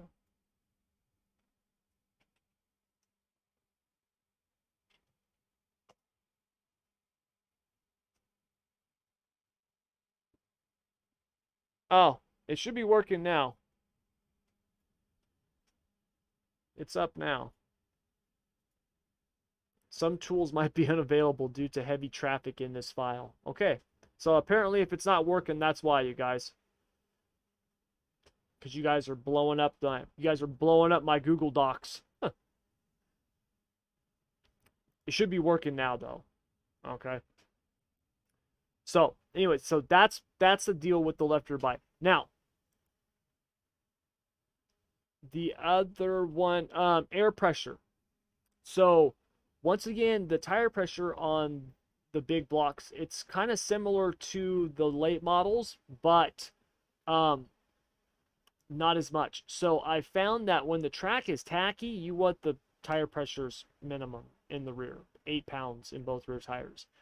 And when it's slicked off, you pretty much want it at 8 pounds in both rears as well. But there were situations where putting increasing the rear tire pressures actually made the car feel better. It made it more stable, and I didn't lose bite. I didn't lose drive. All right.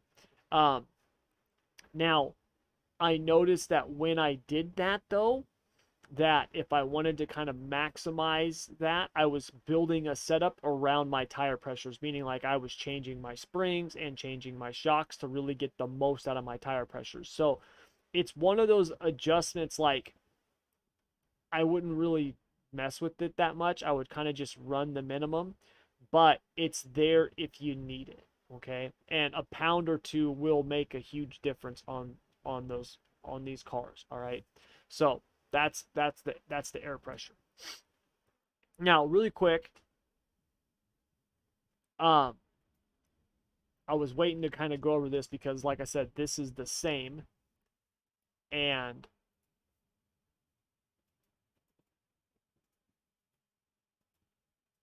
oh, oh, no wonder. I was like, this does not look right, but that's because it's got it loaded up as if I downloaded it. Because I'm the author of it. And it's not letting me. Oh, that's because it's my other account. I've got too many Google accounts. Anyways, so on the shock adjustments here.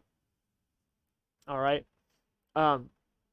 Important things to consider. This is very important. Always determine whether the problem is on or off throttle. Like I said before, when it comes to the exit, you should be on throttle. If you're not on the throttle on your exit, you've got bigger problems than your shock adjustments, okay?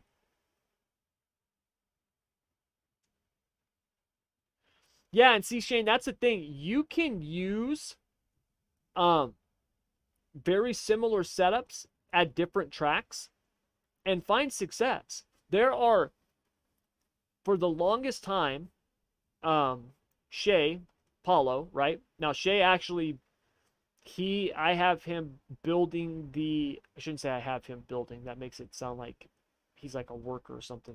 It's not. Shay is now building the sprint car setups in the Insider program, okay? Because, like, I am just kind of over those cars until we get changes with them. I'm just, like, done with them. But not only that, I'm also doing the other dirt cars and adding asphalt and road. So I've got a lot of stuff. And Shay is phenomenal with those cars. And over the last year, he has basically just like gone to school when it comes to the setup stuff, right? In the beginning, when I first met Shay, I remember last year, a year ago, Shay sent me his sprint car setup. It was the same setup for 360s and 410s, and it was the same setup for like every track. It was the exact same setup. The only thing they changed was the gear. Like it was the same setup. And I was like, dude, this thing feels good when the track is tacky, but when it's slick, I can't drive this. I don't know how you drive this. But he had learned to drive it like that, right? It wasn't until later when he started learning more about this stuff and tweaking and changing stuff. And now, I mean, really, the only person who like messes with setups like more than Shay and SSR is me, right? Like, I mean, like he's insane about that stuff now. Like he knows I would put his knowledge up against mine. Like he knows a ton of stuff, dude. He's so good when it comes to that stuff now, right? But in the beginning, like, dude, the guy, his Eldora setup in the 360 was the same as his 410 setup at Fairbury, right? Like it was the same setup, right? Now, was that the optimal setup? No. Now that he's changing them, right? His setups are different, and he was already fast, but now he's insanely fast, right? And you can do the same thing with the big block. If you find a setup that works, like you said, at Volusia and at whatever the other track was, Charlotte or whatever, right? If that feels good at those tracks, man, you can always use that as a starting point. I have base setups that I save, right? That they feel really, really good. And then I'll try them at another track. That's one of the first things, you guys, when I build the Insider stuff, one of the first things that I do is I grab a setup that I've already built that season for a specific track that's similar. So, for example, if we were at Charlotte, right, in the super late models in week 5, and now it's week 10, and we're at Eldora, I'm going to grab that Charlotte setup, and I'm going to change the gear and I'm going to try it out and see how it feels, because they are similar tracks. They're not the same, but they're similar. And so now, instead of me starting from scratch with the base, I'm starting with something that's already been kind of fine-tuned and adjusted for a similar track. And now I just need to get that thing dialed in. Now, it doesn't always work, right? There's times where I try it and I'm like, God, this thing feels like junk here, right? But it's definitely a way to save yourself time.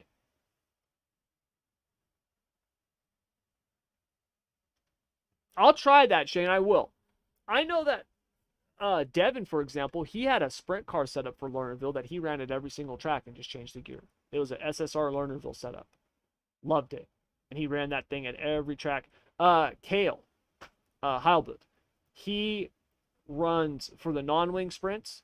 He's got like 2 setups and he throws them. That's what he runs at every track. He changes the gear and he makes like some wheel spacing adjustments or something. Like, I mean, it's like really fine tuning, right? But that's what works for him. You know, you guys, when I was tuning sprint cars and midgets and stuff in real life, we had baseline setups. If we went to a track that we hadn't been to before, we had a big track base. We had a small track base, right? Like, we have base setups that we can go to. And that's what we would put on. You've got to have a starting point. Your starting point can be anything, right? So if it's worked on another track, man, dude, don't be afraid to try it. Try it out and see. You never know. You might strike gold and be like, hey man, this setup works great at Knoxville and Eldora, right? Or whatever. So yeah, do it. Okay. So shocks. When it comes to, as you can see here, there's some that are really limited. All right. And that's because on entry with the shocks, for example, with the big blocks and the late models, because there are more adjustments, like I can really get into the weeds. These are the ones that I found to work the best and have the most significance in terms of, like, if you make this adjustment, it actually really helps, right? There's ones where, you know, you can kind of change it and it's like, well, I guess I felt something, right? Like, it maybe. So I didn't want to just put a bunch of adjustments on here just to have them, because that's stupid, right? I don't need to try to make myself, you know, look like I know a bunch of stuff, right? Like, that's dumb, right? Like, just get the stuff on here that works. So when it comes to being loose on entry, right? Like, when it comes to a shock adjustment, it's pretty much your left front bump, and like, that's about it. Like, I mean, everything else, you know, yeah, you can adjust the right rear shock, you know what I mean? Like, that could potentially help on entry, but it could also not. Like, there were situations that I found where it did help, and there were some situations where I found that it didn't help. It kind of seemed like it had more to do with my spring or other stuff, right? So that's why when it comes to adjusting your entry, right? I mean, we can go with all of these other adjustments, okay? So what I found for the shocks, really where these adjustments really come into play for me personally, and this is how I got it set up for you guys, is from the middle out. All right. When you are on throttle, or also off throttle, because there's 2 ways of driving. So you can drive in or you can drive through. Okay. Driving in means that you drive the car, you're actually on the throttle in through the entry, right? In, like, almost to the apex. And then you're out of the throttle, you get the car, you finish setting the car, and then you're back into the throttle, right? Accelerating through the exit. Or you can drive through the corner, and this is what I personally do, where I'm out of the throttle, you know, like before the entry, getting into the corner, and then from the middle out, I'm rolling into the throttle, I'm driving through the corner. So for me, that's where these shock adjustments really come into play, is that. And so if you're, you know, on throttle, middle out, like, that's where I get the best bang for my buck. There are times, yes, where I will make shock adjustments for my entry. It's very rare though. Usually it's for the middle out. That's what I try to focus on. And as you can see here, there's, you know, a handful. Now, when you're making a shock adjustment, go 1 valve at a time. I know that's tedious, but do it. Now, let me say this really quick. if you are new or newer to building and adjusting setups, what you can do in the beginning to get a feel for what the car is going to do is, let's say, for example, right, that the car is loose on exit, all right, and you've got all these different shock adjustments. You've got 4 different shock adjustments that you can make, okay? And let's just say, for example, right, because this says increase the left rear bump. So let's say, for example, I've actually got a 3/3 on my left rear bump, all right? So instead of me going to 4 and increasing it, right, since I haven't really done this before, it's kind of my first time, what you can do is go to 9, max it out, or 10, max it out, and then go see how it feels. And do that just to see how it feels. Once you know how it feels, then when you're making an adjustment, you want to be going 1 valve at a time, okay? Because the last thing you want to do is go to 10 and be like, God dang, now I can't even get the thing to rotate off the corner, and then now you're having to go back, right? And you're going to just be wasting time. So always go 1 valve at a time. Like I said, I know it's tedious, okay? You could go 2 if it's really bad. You can go 2 valves at a time, but typically I tell people go 1. Even you guys, even I will only go 1 when I'm fine-tuning a setup. Yes, there are times, you guys have probably seen it during live streams before, where I will come in and throw a completely different shock package on my car, right? But keep in mind the amount of testing and stuff that I've done. Like, I know what these things do inside and out, okay? I can do that, because what most people don't think of when it comes to your shocks, and this is why they're so important. Shocks are a timing device, right? And you guys have all seen me use the different examples, right? Where I had that old belt or the water bottle, you know what I mean? Those ridiculous examples, trying analogies, trying to explain to you how a shock works, okay? A shock is a timing device. It's all it does. It does not create force, okay? It controls it. I always tell people, springs create the action, shocks control it, okay? So your shocks, because they're a timing device, they are affected by everything else on the car. So for example, if we use our left rear or the car, loose on exit, and we want to increase our bump, keep in mind, when we increase that bump, that's going to affect the bump on that corner, right? How quickly, right? How fast that force is applied to the left rear. But keep in mind, that force is only going to get there at the speed at which the right front releases it. You see what I mean? So if we've got the right front tied down, well, it might be we're not getting enough weight to the left rear at all. It might not even be the left rear shock that needs to be worked on. It might be the right front. Okay, so that's the thing. These shocks, everything's connected. They affect each other, right? Weight moves corner to corner, front to back, side to side. And they all affect one another, okay? If you look at the car, right, if the car's just sitting still and you hit the throttle, all right, the weight in the rear can only be applied as fast as that shock is set for, but also as fast as the weight comes to it, right? If I'm playing baseball, okay, no matter how fast I swing my bat, okay, if that ball is only traveling 5 miles per hour, I got to wait for the thing to get here before I can hit it. You see what I mean? So your shocks they're connected. That's why I always say you adjust one at a time, one shock at a time, and 1 valve at a time. And don't just sit there maxing out 1 shock, especially if you have, more adjustments that you can make, right? So we look at this same example right here where I talked about, loose on exit, we're trying to fix it. We can increase the left rear bump. If you had a 6 on the bump and now you've gone up to a 9, right, and it's still not working, well, hey, maybe we should look at doing the right front rebound, right?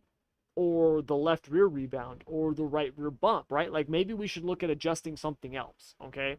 So don't just take things to the extreme, because remember, that shock is going to affect everything else too. So That's the way you want to be thinking about it, all right, when it comes to the shocks. You guys have any questions on that? Because I know shocks can really be confusing for people. Hey, what's up, Greg?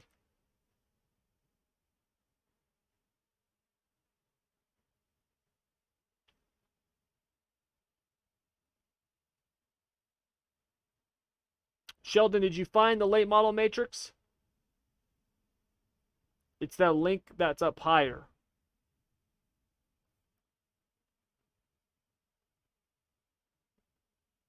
What cheat sheet? This thing? You talking about this right here? Because I didn't get this. I built it. I made it. If you want to get it, the links are in the description here. Oh, let me post them again. Let me post them again for you guys.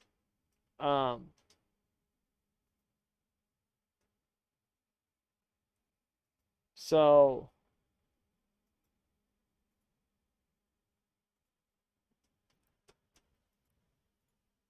this is the dirt late model. Dirt late model.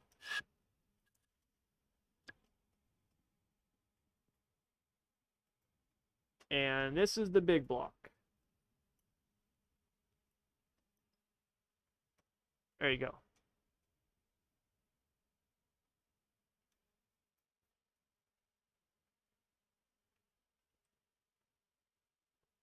So that should be them, Shane. Just click those links. It'll download them from my Google Drive, and then you've got them. The big block and the late model one. And then just make sure you save them.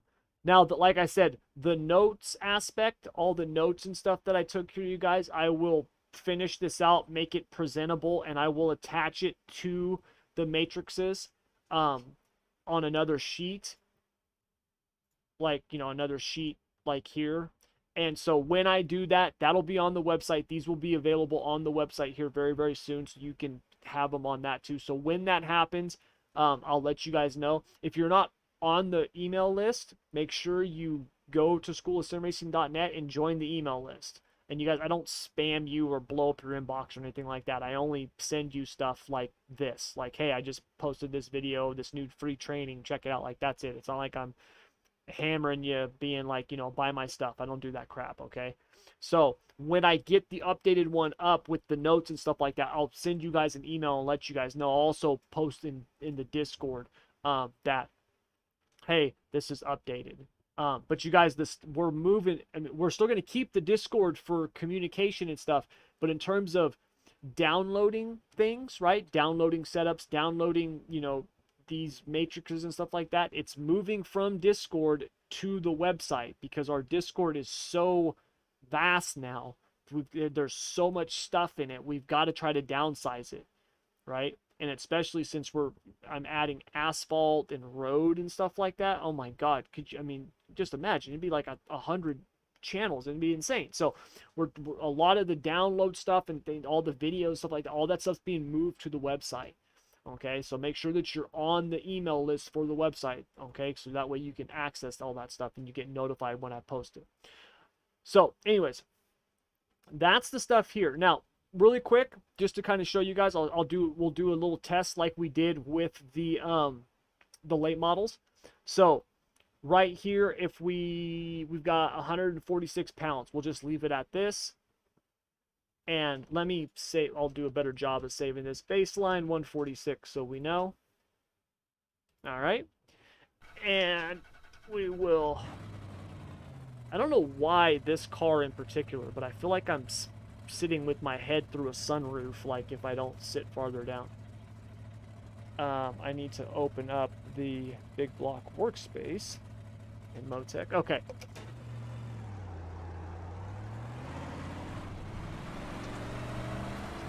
So we'll do the left rear bite test again on this one.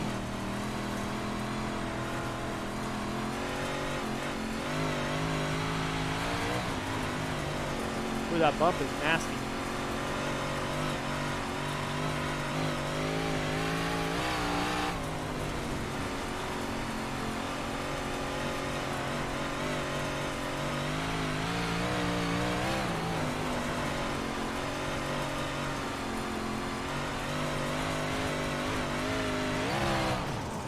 Damn wall. That's alright. We only needed one lap. I got it right when we were crossing the line. I should probably have maybe looked at the rest of the setup and adjusted it, because that was the test setup. Oh, I had the tire pressures up. I was wondering why the car felt so weird. All right, hold on. We got to do that again. We got to do that again. I was wondering why that felt like that.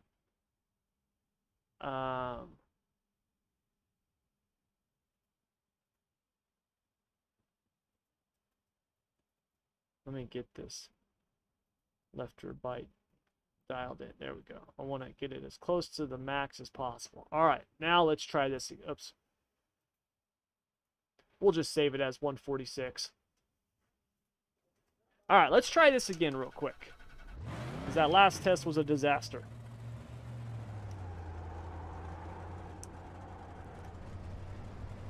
I'm trying to get a new piece of gum here.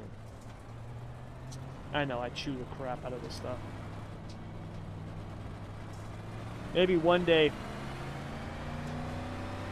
Equate Nicotine Gum will sponsor SSR.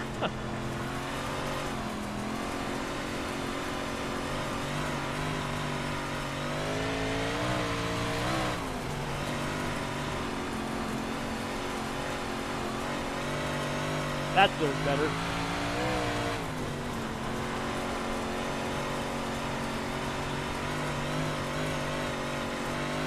Alright, one around the top, and now we'll just kind of go right through the middle of the slick.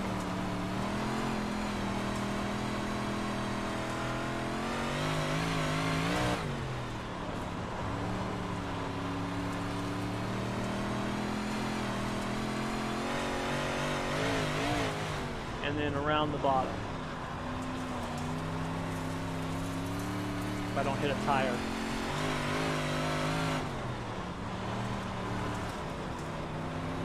Nope, I got a little high on the slick there, but that's okay. Alright. So, that was maxed out left rear bite. Now, let's take out the left rear bite. Now, the way that we got to do this is kind of a pain.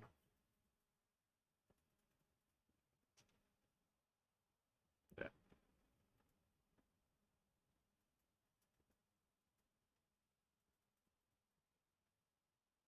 Did I keep it? Yeah, pretty much. Okay. Whoops.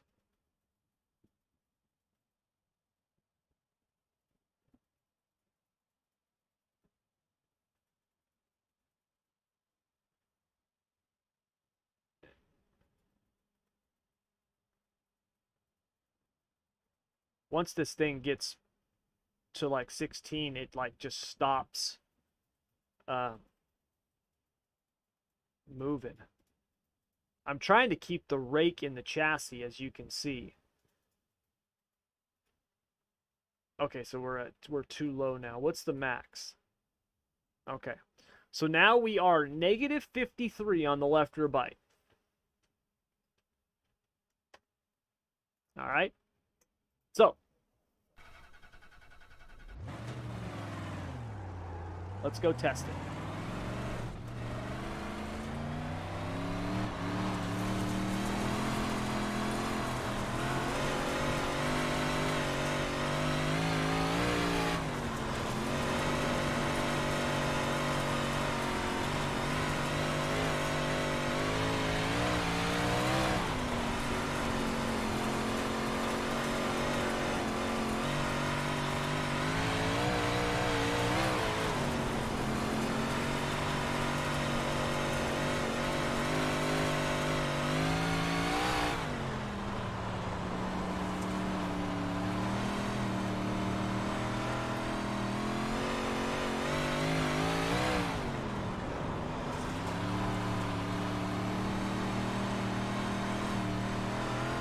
Now the car still feels, I mean, it feels pretty stable. It actually feels, I actually think it feels better like this.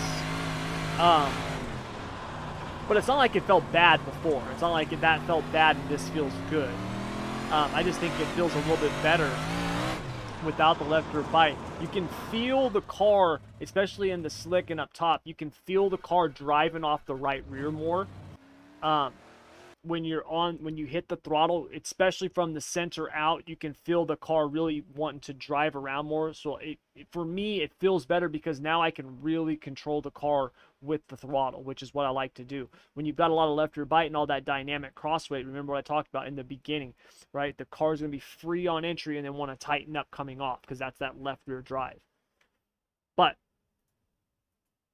we got that loaded up.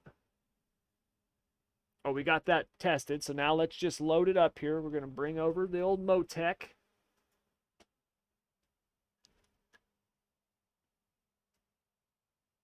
Yeah, no problem, Shannon.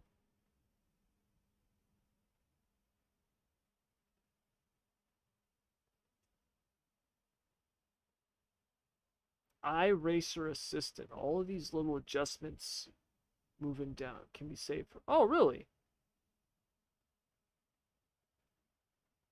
Oh, that would definitely save me time. Definitely save me time. Because, yeah, I drive all of the dirt cars. How many cars am I driving now? Let's see. The Cup car, Xfinity, the truck, the Indy car, both Indy cars, the Dallara, what is that, 12, and then the Dallara 18 or something. Um, yeah, Cup, truck, Xfinity, both Indy cars. Um, the asphalt sprint car. Yeah, I'm driving like 14 cars right now. You have a video? No, I don't, Justin. That's actually coming very soon because I'm going to be doing a Motec masterclass. So I talked about it a few minutes ago. Like I said, I'm not here to pitch you guys on paid stuff, but we're doing the dirt late model Road to Pro.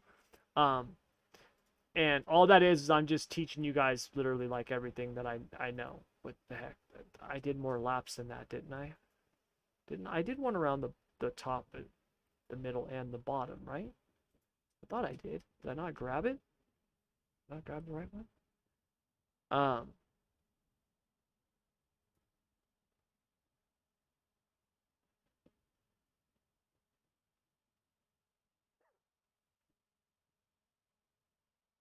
Oh yeah, I did. Huh. I wonder why. I guess I did. I guess I wasn't doing a good job of counting my laps. Okay, so then the negative 53. So we only wanted to look at the first 2 laps then. So, um, anyways, so let me finish this real quick. So, uh, we're doing the dirt late model Road to Pro, and what that is, because I've had people ask me before, we did one for the sprint cars. It does not mean that you are guaranteed to get a pro license. That's not what it is. It's just called that. What it means though is at the end of it, you will have all the knowledge, skills, and tools that you need to get a pro license if you want to put in the work. That's the key, right? But that's what we're going to be doing. It starts next week. As a bonus for that, I'm giving my dirt late model Motec workbook because my workbooks are not for sale. I do not sell them, okay, and they're not available. So that's how you can get one of my workbooks is in that. When we do the Motec training in the dirt late model Road to Pro, I'm going to be doing a Motec training program.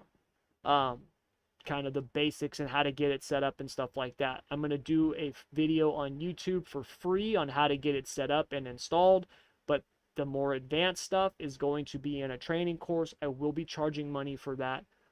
It won't be a ton, but and then I will teach you how to do that because I get more questions about Motec than anything.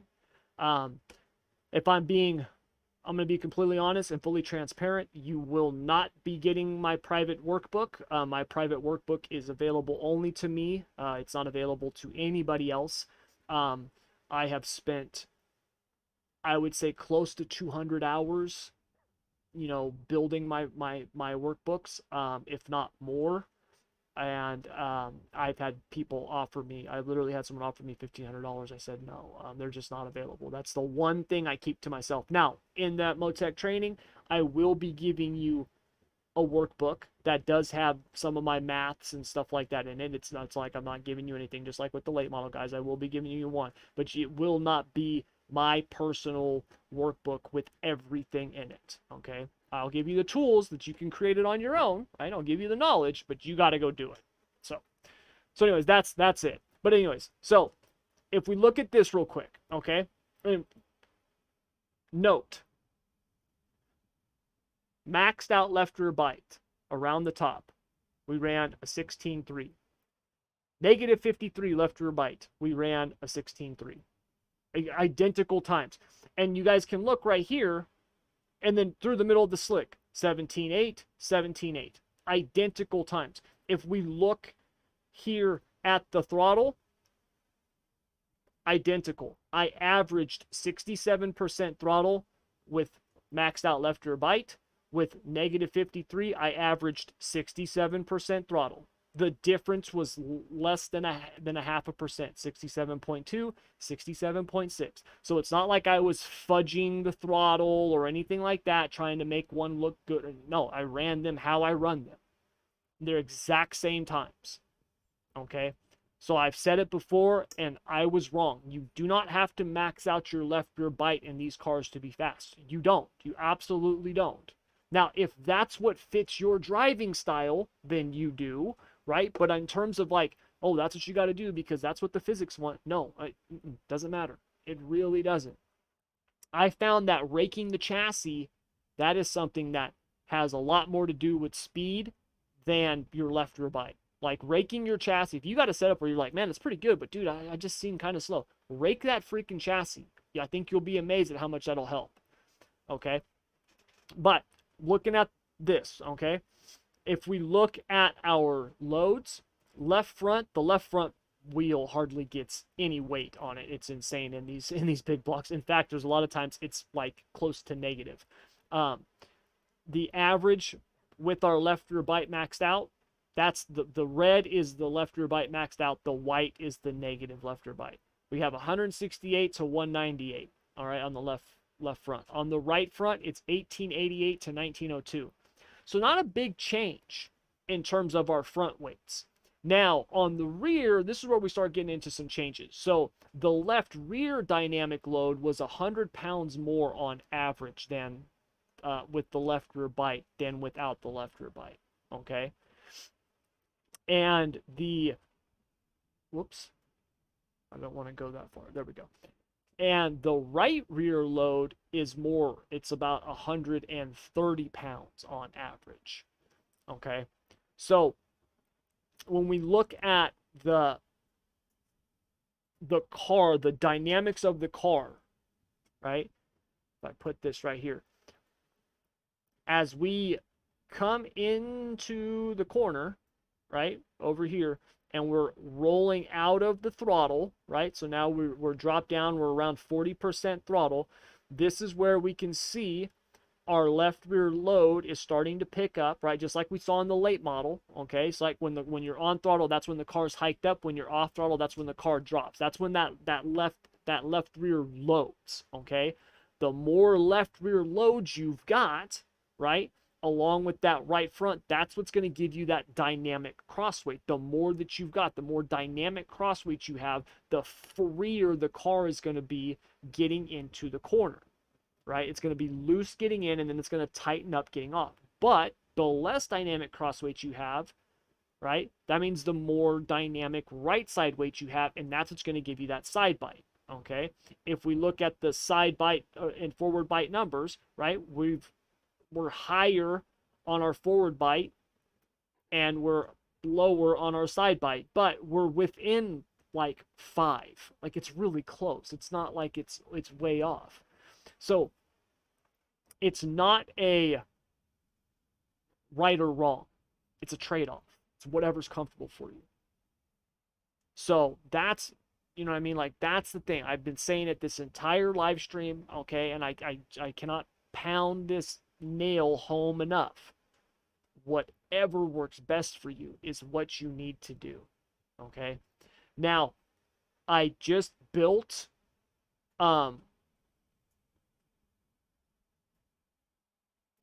free setups for the big blocks and the 358 mods. They're on the website. You can have them for free. Just Go to schoolofsimracing.net, scroll down to free setups, put in your name and your email, and, you know, bada bing, bada boom, you got them. You'll notice on those free setups, right? Those are all very, very good starting points, okay? And with those setups, if I pull one up here, let's look at Charlotte feature, okay? Most of them are going to have the left rear bite maxed out. Because like I said, that's what I've been doing, and I kind of just kept with it, okay? But you don't have to do that. You don't, all right? Whatever is comfortable for you. And just like everything else, the trailing arms, the J-bar, the whatever, right? Like it's all the same. Whatever is the most comfortable for you. You will see far better results for yourself, right? Really dialing in your shocks, right? Working on, you know, getting the car comfortable and stable so you can really work that throttle correctly. That will serve you far more than trying to find some secret, you know, hack or adjustment that's going to magically take 2/10 off your time. That doesn't exist, you guys. It doesn't. Long time ago, when one of the first setup videos I did when we were talking about the wing sprint cars, okay, I talked about the 80-20 rule, and it's true with these as well. It's true with all of the cars, right? 80% of your speed that you get from setups and adjustments is going to come from the first 20% that you change, right? So for example, if you use the iRacing setup and then you go use one of my free setups, right? You're probably going to see a pretty big increase in your speed. Not everybody will, but most people do. And that's because iRacing setups are very, very middle of the road. They're trying to build a setup that the widest array of people can drive. Okay, that is a very difficult thing to do and be fast. It really is. Okay, so if you look at that setup compared to one of my free setups, you're going to probably see a big increase in your lap times. But if you go from, let's say, 15 seconds a lap with iRacing to 14 seconds a lap with mine, right? I'm not saying you're going to gain a second. I'm just using it as an example, okay? But you're racing against people that are running 13.8s, right? 13.9s. That last tenth or two, that last 20% that you need is going to take the other 80% of your time. And that's all going to be you dialing in not just your setup, but your driving. You're now it's no longer, hey man, I've got a better setup on my car and now I can go out and drive. Now it's, how do I fine tune this setup to my driving so I can maximize my skills, so I can get better as a driver. That's what you need to do. That's, you guys, that's why I have the free setups. Take those setups and run them. And when you get to a point that you're like, look, man, I can run these things, they're good, but I need to find more speed. I'm hitting my lines. I'm being consistent. I'm doing everything that I need to do. Now I need to find that last little bit. That's when you start changing them. If you're here because you are just like, dude, I'm just slow, right? But you're slow because you drive through the middle of the slick, or you hold the throttle wide open and when you should be rolling in and out of it, man, the setup ain't going to fix that, right? So you've got to get that dialed in first. Otherwise, you're just going to be spinning your wheels, pardon the pun, okay? So that's what that stuff's going for. That's what this is going to help you with. All right? Because that's what you really want to be focusing on. There is no magic setup, you guys. There's not. I've said it 1,000 times, and I'm going to say it until either I discover it, which it doesn't exist right now. Okay, maybe it will one day. Maybe iRacing will mess something up and it'll exist one day. But as of right now, it does not exist. Because you guys, if it did exist, I would, trust me, if there was one person that would know the magic setup, it's me. Okay, trust me, it would be me. All right, it doesn't exist. It's not out there. There's no such thing. Okay, so work on you and getting the car fit for you. Focus on that. The speed will come. I promise you. That is that is the only guarantee I will make on anything that I say or do. You focus on your driving, your skills, your racecraft, and you get the setup to fit around that. Now you're going to see success. The other way around, that's putting the cart before the horse. You ain't going to get anywhere with that. All right. So you guys, before we wrap this up, does anybody got any questions about anything, whether it's the big blocks, the dirt late models, anything that we've covered? You guys have any questions? Exactly. Greg, exactly. Greg knows. And you guys, he's a pro. He's a pro. He's raced with the best. He's on a team with the best. Right? Like this next pro season, if I was a betting man for the Outlaw Sprint Cars, if I was a betting man, I would bet my money on Tyler Schell to win the championship next season. Not because I know Tyler, not because I like Tyler, but because I think he's going to take the next step. He's gotten better each season, right? I think that's how good he is. And I saw him catch up to the top dogs the second half of last season. That's how good I think he is. Greg runs with him all the time. All right? Like if anybody knows, Greg knows. So when he says that that's the truth, you guys, that is the truth. That is the truth. Because and look, Tyler is obviously, he's an anomaly. He's so good. But those guys that are, those pros, those guys are so good, they can take any setup and be fast in it. They can take anything and be fast in it, right? That last bit for them to beat the other pros, that's where they need to adjust that setup to fit their driving. So that's what you want to be focusing on. Do that. That's where the speed will come from. The Tyler setups suck, man. They're horrible. They're horrible. They are. They're absolutely horrible. You couldn't pay me to race his setups, man. I tried like one or two of them. It was horrible. I did not like it. I couldn't drive the damn thing. I don't know how he drives it. So, but all right, you guys. If you guys don't have any other questions, that's going to do it, man. We're going to wrap it up right here. It's been a couple hours, 2.5 hours. We've definitely covered a ton. So I hope it does help you guys. Like I said, I'll get the notes updated and added to it as well. I was trying to get this all done and things have been crazy and I got to, get done with this and go take my kids and stuff like that. So been crazy, but I'll get the notes updated and stuff like that. I'll let you guys know about that.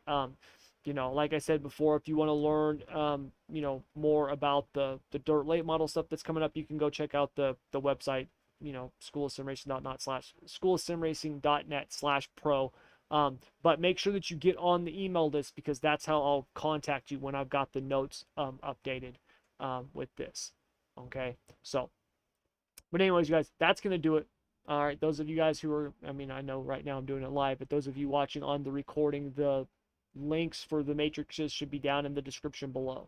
All right, so that'll do it. Thank you guys very much for joining me. I really appreciate it, man. It makes it worth doing when I come out and there's 20, 30, 40 of you guys watching. It sucks doing it by myself, so thank you guys for coming out. I really appreciate it. Until next time, as always, good luck, good racing, take care.